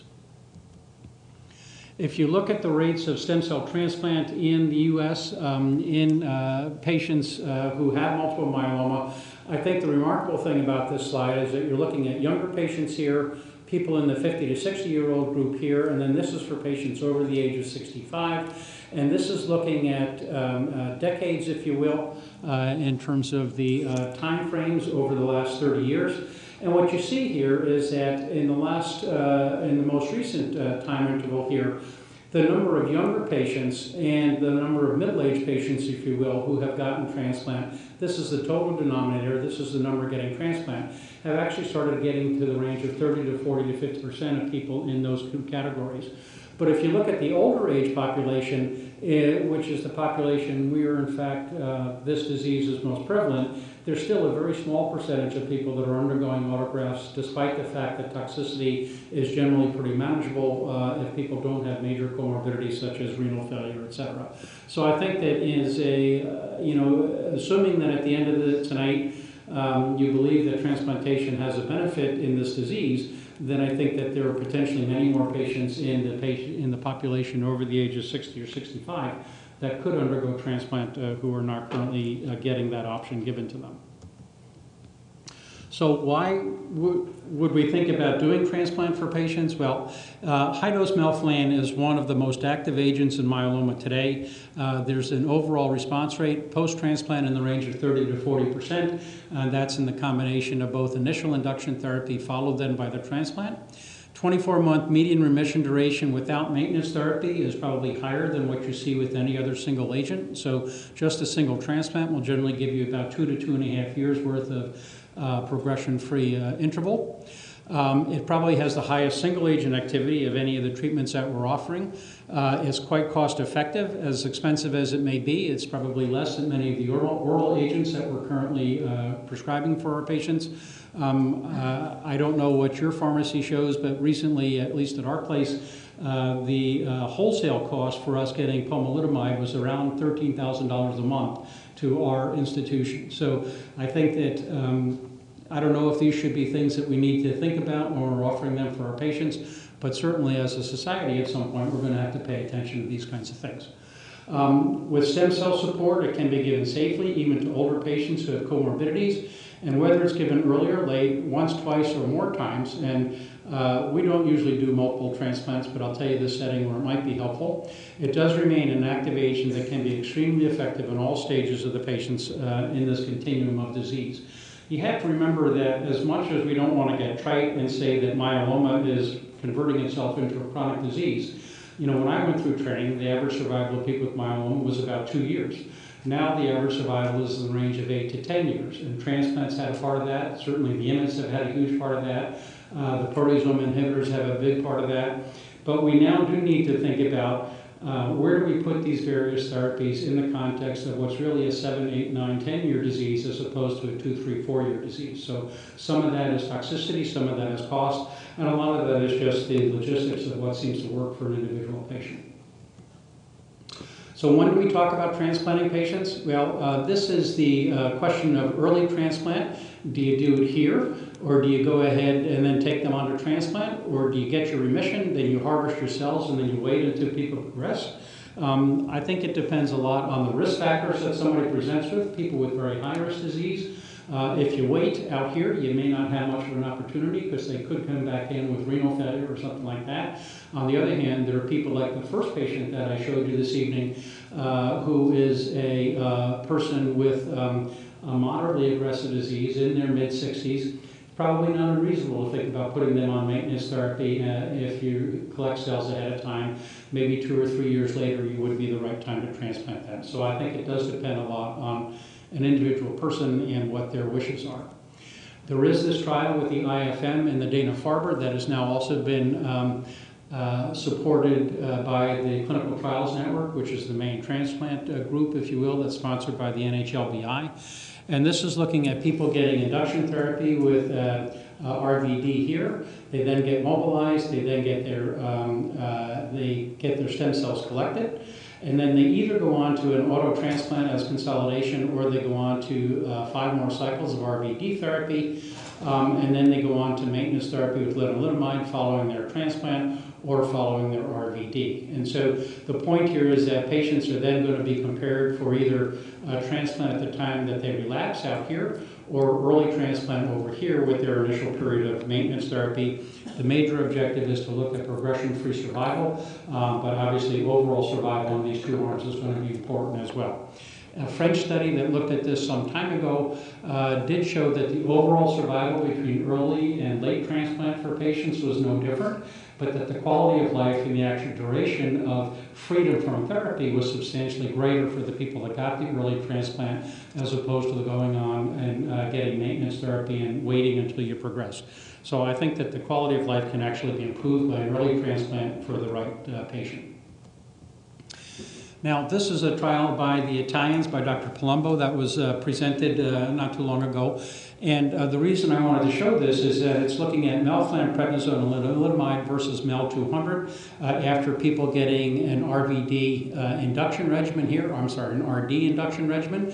So this is what it looks like over here, people under the age of 65. They all went on to this induction therapy, and then they underwent consolidation therapy with either the MPR, which is an oral melphalan regimen along with prednisone and then Revlimid, or they underwent a tandem MEL-200 transplant. So in Italy and in Europe, they frequently get 2 transplants rather than 1. Then everybody got either maintenance or no maintenance out back in a randomized fashion. And so when you looked at the outcomes here, and this is for the MPR patients who did not get a transplant, and this is progression-free survival compared to the MEL-200, there was a clear benefit in favor of the patients getting the early transplant over here with the p-value as you see here. But when you looked at overall survival, even though there was starting to be a trend here, the p-value was 0.27. So there was no difference in early versus late in terms of overall survival in this trial. When you look, though, at the progression-free survival and then the overall survival, and you look at MPR versus MEL-200 versus MPR with Revlimid maintenance versus MEL-200 with Revlimid maintenance, this is what the data looks like here. And again, as you saw with the data from Dr. Voorhees, maintenance seems to be pretty helpful, and it seems to be pretty helpful in most settings. And so when you add Revlimid as maintenance on top of the MEL-200, it seems to benefit this patient population to an even greater degree than the patients who are getting the MPR followed by the Revlimid maintenance. So high-dose therapy followed by maintenance, I think, is pretty good treatment for the majority of these folks. And you're starting to see some trends over here that would make you think maybe there will be an overall survival difference in that population as that trial matures and the data gets a little bit further out.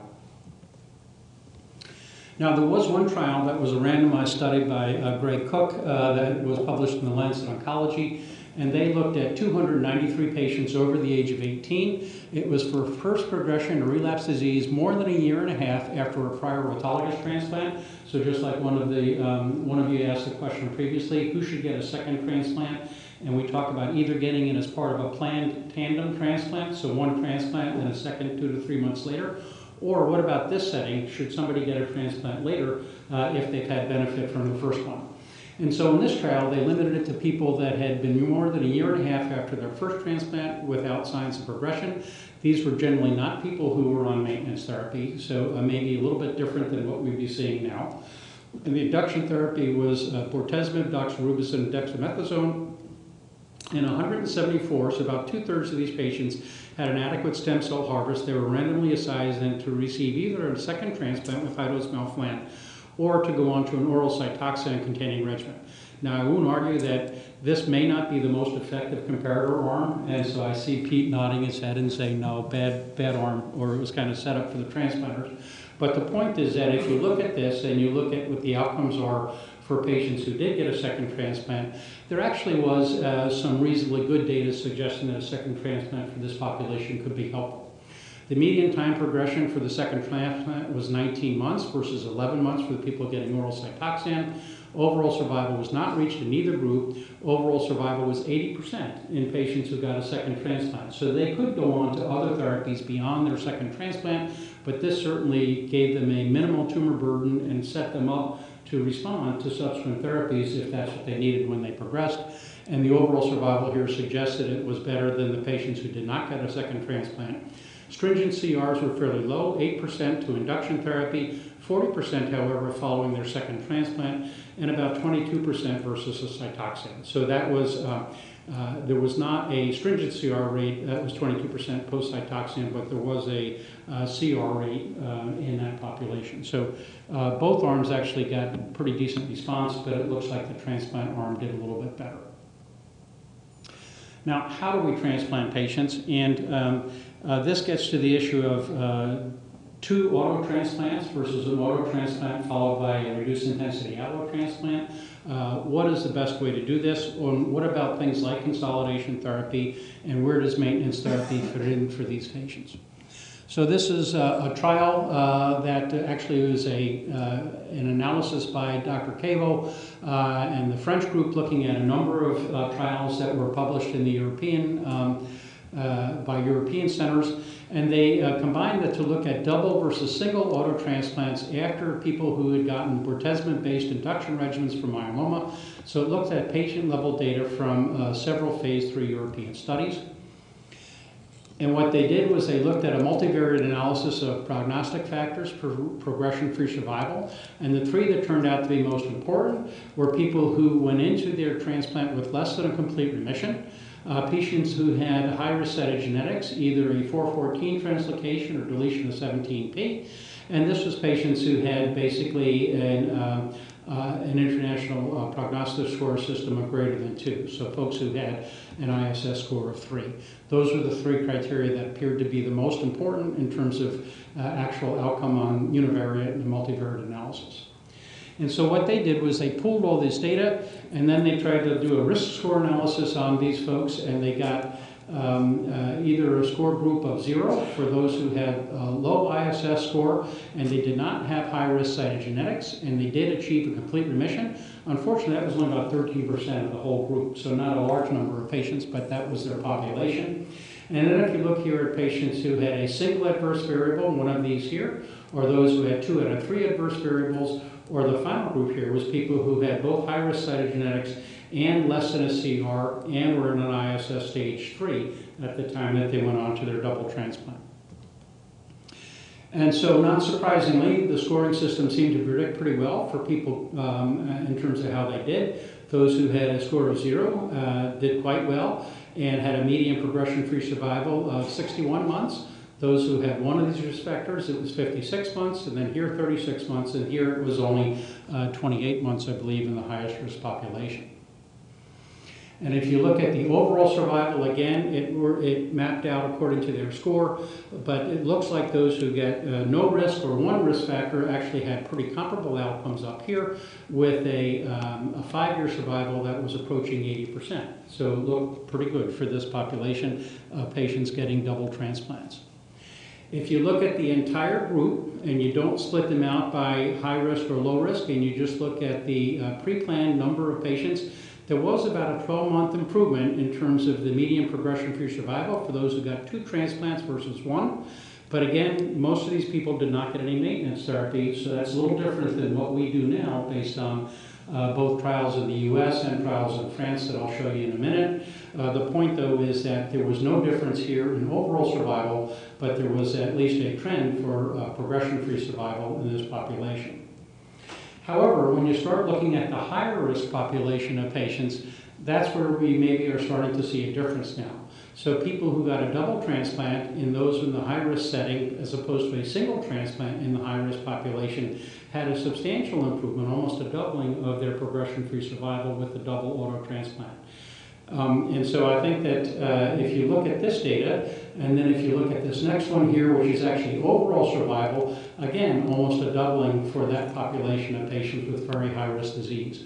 So I think that for the subset of people with high-risk features, I think that whether it's a double transplant, or I'll show you some data in a minute about maybe auto transplant followed by allo transplant, these are strategies that one should be thinking about as potentially able to embellish the outcomes that you would see for people with particularly high-risk disease, not those who are the standard risk patients that most of us see as the majority of our population.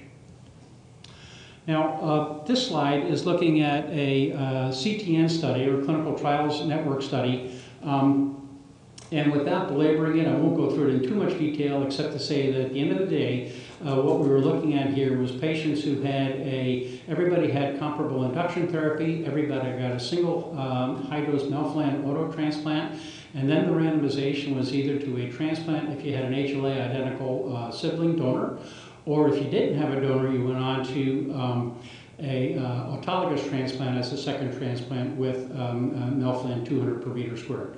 So you either got an allograft at a reduced intensity regimen or you got a second autograft as the comparator arm.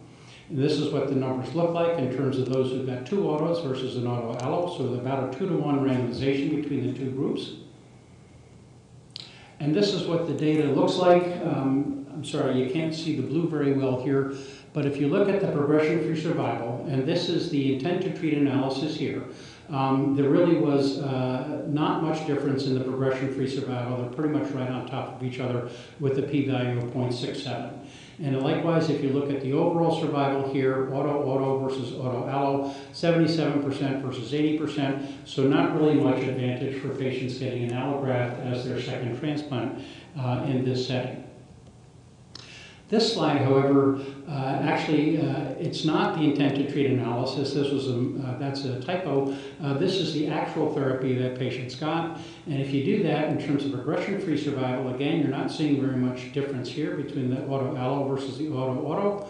But if you look over here in the overall survival, perhaps you're starting to see a plateau in the patients that got the allograft as their second transplant, which at least continues to make people in the transplant world think that maybe there is a role for allograft in this population of patients, although I am the first to say that we don't do a lot of allografts in patients with myeloma. I think that the data, for the most part, would suggest that an auto transplant followed either by maintenance, consolidation, or a second auto will give you as good an outcome with much less toxicity than you see with an allograft as your second transplant. So more to come. There are some subset analyses here looking at the high-risk features, but that data is still a work in progress as to whether or not an allograft is a good second step following an autologous transplant. Now this is the IFM study that we talked about looking at maintenance therapy. The first part here is what they call consolidation. Everybody got an autologous stem cell transplant in this is again a French study here. And then patients got a consolidation therapy with actually high dose or standard dose lenalidomide here for days 1 to 21 per month for 2 months. Okay, and these folks then went on to just lenalidomide maintenance, or they got this same consolidation therapy, higher dose lenalidomide, or they went on to placebo. So the second randomization was either placebo versus a lower dose lenalidomide after these 2 cycles of more intensive lenalidomide following their auto transplant. And this is what the data looked like according to the response pre-consolidation. And so if you looked at patients who had a partial response or progressive disease, and what you're seeing here on the right-hand side are those who had a very good partial response or complete remission. And not surprisingly, there's a substantial difference in terms of the patients who had a partial response. Those with stable disease getting, those getting placebo in blue did much worse than those getting lenalidomide as part of their consolidation therapy. On the right-hand side, this was the same difference that people getting a CR, which is what you see up top here, versus in lenalidomide did substantially better than people getting placebo. So whether it was a good risk patient population or those who still had active disease, you did see benefit from the addition of lenalidomide in this setting post-transplant. And similarly, the trial from the CLGB that several of us participated in that was published in the New England Journal last year looked at patients getting induction therapy, then melphalan 200 as a single transplant. Then they were restaged, and anybody who had stable disease or better then was randomized to either placebo or lenalidomide, starting off at a lower dose and then increasing the dose to 15 milligrams depending on your tolerance. And so this is looking at the advantage of maintenance therapy in this population. And you see here that patients who got lenalidomide clearly did quite a bit better with a median progression-free survival of almost 50 months, which is about doubling. Okay.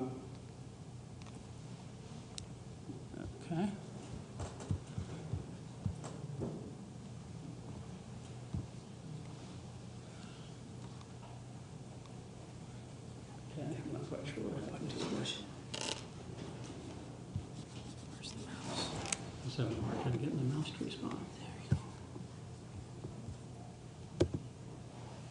Oh, jeez. Do you know where you were? Do you know what slide you were on? About there. We're probably about 2/3 of the way through.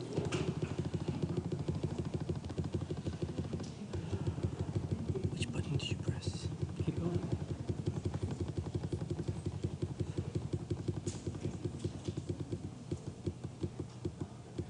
Okay, this will work. All right, thank you. And so this was the patient population here. This was progression-free survival, including the people that crossed over after progression from placebo to lenalidomide. Okay.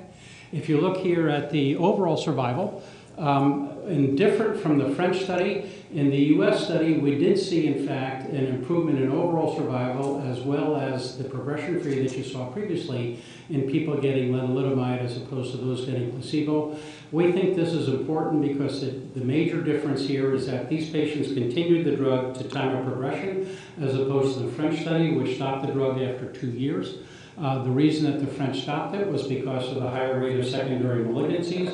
But also interestingly, even if you include that second malignancy rate in the US study, there still was an advantage in terms of overall as well as progression-free survival. So the NCI and the FDA said that you should continue the trial and continue the drug until progression, and that's the way this study evolved. And I think that I feel that you tend to get your benefit in terms of overall survival only with prolonged administration of the drug. So this, I think, is a reason to continue it to progression. Okay, and then finally, if you look here at the different populations of patients, in terms of patients who got placebo and did not have any prior lenalidomide, or those who got placebo with prior lenalidomide, you see those two curves are down here, whereas the addition of lenalidomide, whether it was in the population that had never had lenalidomide before, or even those who got lenalidomide at time prior to them going on to the transplant, there was actual improvement in both populations. So it suggests that starting off with less disease and then going on to an effective maintenance regimen is probably going to give you your best outcome. And so the fact that you've had prior lenalidomide, does that not abrogate the benefit of it as part of the maintenance phase?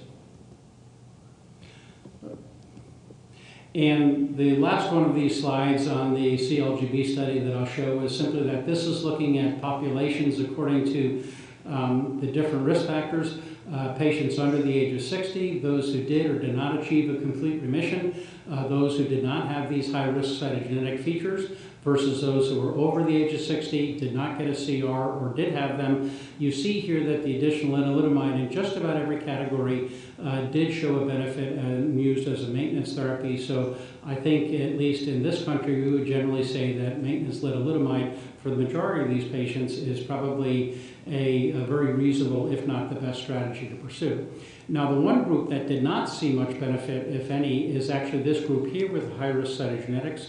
And I think most of us would say that that's a population where the proteasome inhibitors and some of the newer agents are probably more important than lenalidomide. So if you have this high-risk population, then that's a group that you should consider doing something other than just standard Revlimid as maintenance therapy for that. Now, what about consolidation studies? And I think that if you look here at bortezomib versus observation post-auto transplant, I'll show you that data in a second. The addition of Velcade to thalidomide and decadron here by Cabo, VTD versus after hematopoietic stem cell transplant, a couple of studies there. Lenalidomide as consolidation, and this is the Atal trial that I just talked about. And then finally, what about allogeneic stem cell transplant? And I talked a little bit about the CT and 101 study that we saw before. Now, this is a trial from the from Dr. Melquist in the group, and what they looked at was bortezomib as monotherapy as consolidation, and they went ahead and they got bortezomib here, and it was given to patients who had gotten a CR or a VGPR in the two populations here. And what you're seeing is that the patients following their transplant were able to increase their response rate from 20 to 45%. If you look over here at the control or placebo arm, there was some improvement over time, but to a less degree with the p-value on the right-hand side. The partial responders actually even had a more dramatic response with the addition of bortezomib as consolidation therapy, but the overall survival was no different between these two patients, and there was a significant risk of neuropathy in this population, even high-grade neuropathy, much like we would expect to see with this drug. So I think that single-agent bortezomib did increase the response rate, but perhaps did not show any overall benefit, so it's not something we generally recommend. Okay. And let me move on a little bit here in the interest of time and just look at some of the data on the addition of Velcade to thalidomide and decadron. And this is for patients who got Velcade as a 2-month induction regimen, then followed by Thal-Dex as maintenance. And you see that the benefit of the Velcade as part of consolidation for 2 months after transplant was maintained, even when you went on to comparable maintenance therapy with the thalidomide and decadron regimen. So early treatment post-transplant with intensive regimens for a couple of months does appear to show benefit to the patients when they then go on with maintenance therapy. If you look here at VTD transplant and then more VTD as your consolidation versus just the transplant and no consolidation, this is what you're looking at here with a substantial difference in terms of actual cumulative survival, benefiting the patients who just got 2 rounds worth of consolidation therapy. And now we're looking at patients who got either a CR prior to transplant, VGPR, PR, or stable disease. And again, you're seeing that there is a substantial difference in those populations, and you can see that there's a difference whether or not you got the Velcade as consolidation therapy benefiting different risk groups of patients. This is looking at a series of different slides, and what you're seeing here is that if you're looking at the response rate post-transplant in yellow, and this is post-consolidation in green, in most every series, the addition of consolidation for a couple of months does improve your overall response rate, suggesting that in the minimal disease state following transplant, you can get some additional benefit then from some of the conventional therapies for a short duration of time prior to going on to maintenance therapy. Now the CTN 0702 is a study that we just closed, and this was looking at randomization, and patients got melphalan 200 as their initial transplant, and then the randomization is one of 3 different arms. Patients who got just MEL 200 then go directly on to lenalidomide, or they get VRD for 4 cycles, or they get a second transplant with MEL 200, and then both of these arms after this consolidation phase are going on to lenalidomide maintenance. So the point here is that we're trying to see which of these is the best consolidation strategy, assuming that people will benefit from lenalidomide as maintenance therapy, but whether a second transplant like they're doing in Europe or whether consolidation with a Velcade-containing regimen gives you comparable or better outcomes is the purpose of this study that has now been closed for about a year, but we don't have any data from it yet. So in summary, I think that auto transplants and what we call rescue transplants for MEL 200 is the standard regimen, and it has been for a long period of time. People have added TBI, they've added second agents, but none appear to be better than just a single round of melphalan 200. The addition of other agents doesn't really show any definite improvement in progression-free or overall survival. Tandem transplant appears to improve the outcome in patients with less than a very good partial response.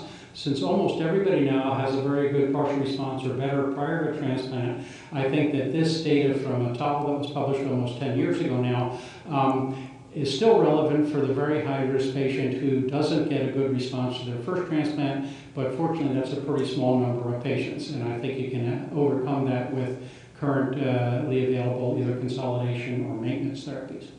Ongoing studies are examining single versus tandem transplant. As I mentioned, both in Europe and in the US with the trial that we just showed about consolidation therapy. Retrospective studies generally show no difference in overall survival for early versus late transplant, and there is the French and Dana-Farber study that is currently looking at this in the US.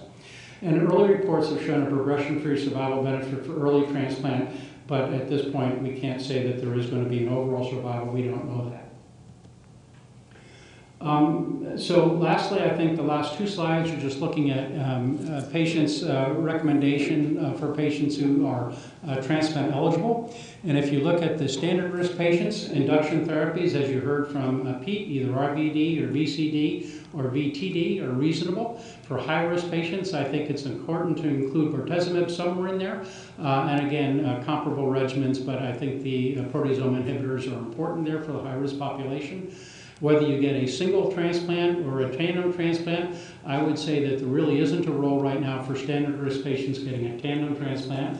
I think there may be for the reasons that I showed you from the Europeans in the high-risk population, but we'll see whether or not the consolidation trial that I mentioned before shows a difference.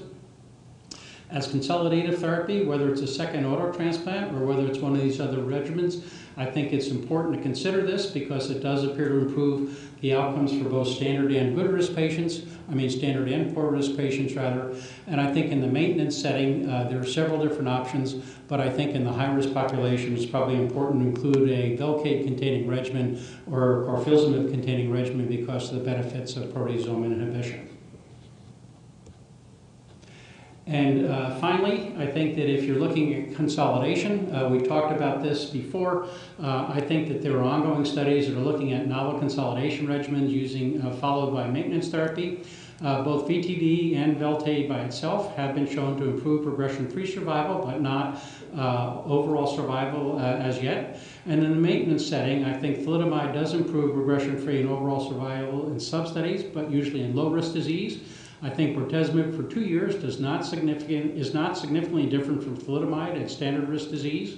I think lenalidomide until progression improves both the progression-free and overall survival in standard risk and in some high-risk patients.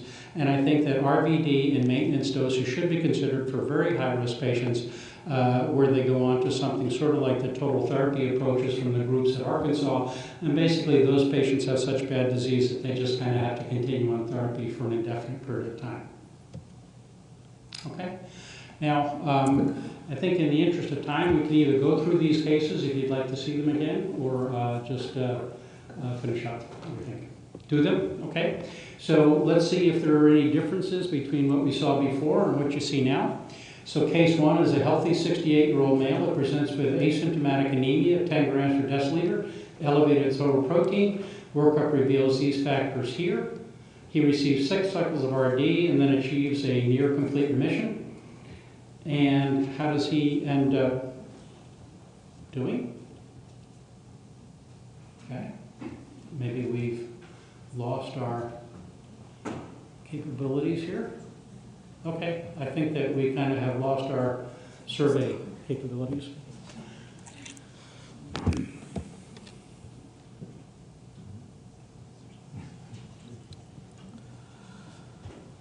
What slide is it? 61.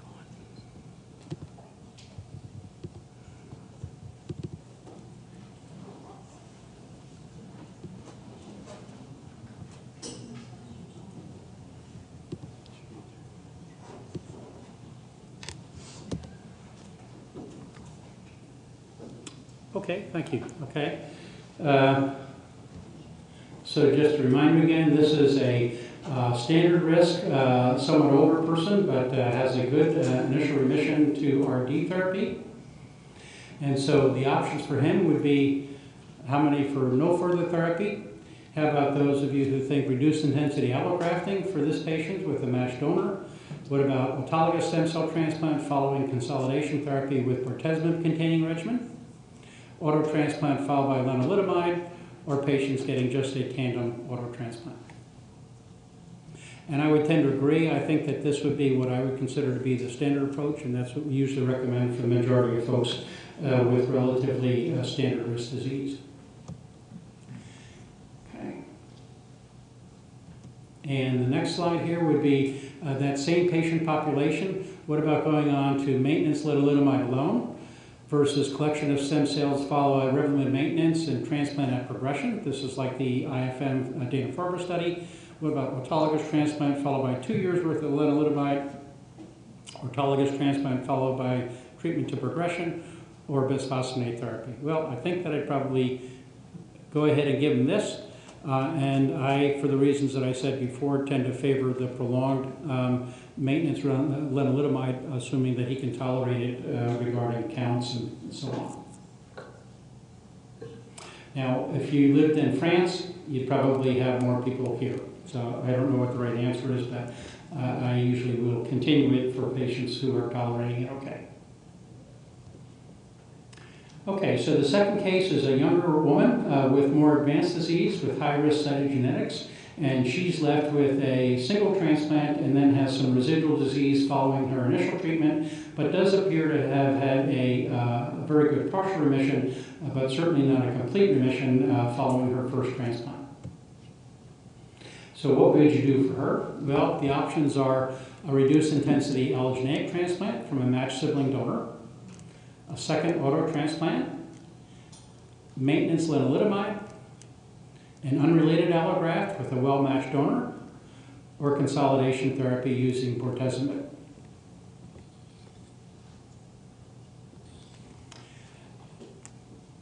And I think for people with a high-risk cytogenetics, the one thing that I would say is a little different from what I'm seeing up here is I would probably want to give this person some consolidation therapy using a bortezomib or proteasome inhibitor containing regimen. I do think that works better in the high-risk cytogenetic patients. And I think the issue of maintenance lenalidomide, I would agree with that. And I may or may not agree with the second order transplant, but I probably would.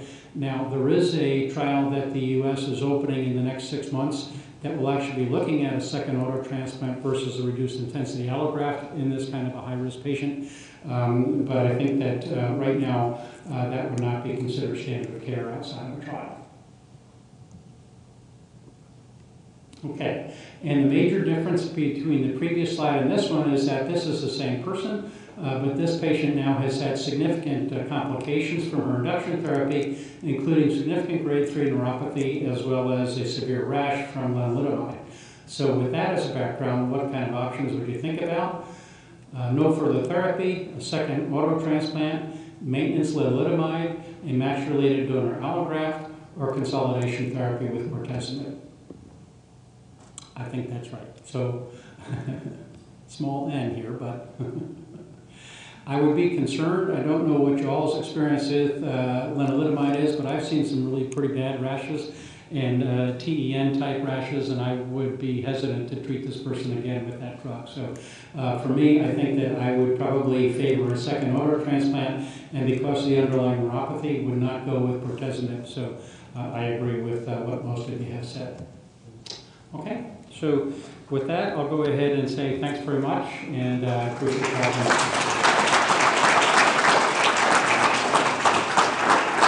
I want to thank everybody for coming and remind the nurses that you really have to check out in order to get your CME credit. So the CME people will be at the outside whenever you leave. Please sign in. You'll get an email, and that will contain your certificate and your evaluation. If there's any questions at the end, we're glad to entertain questions, and I'm sure that Dr. Voorhees and Dr. Shea will hang around for a few minutes here. Thank you. Oh, the dog's will hang around. You know Dr. Torella from...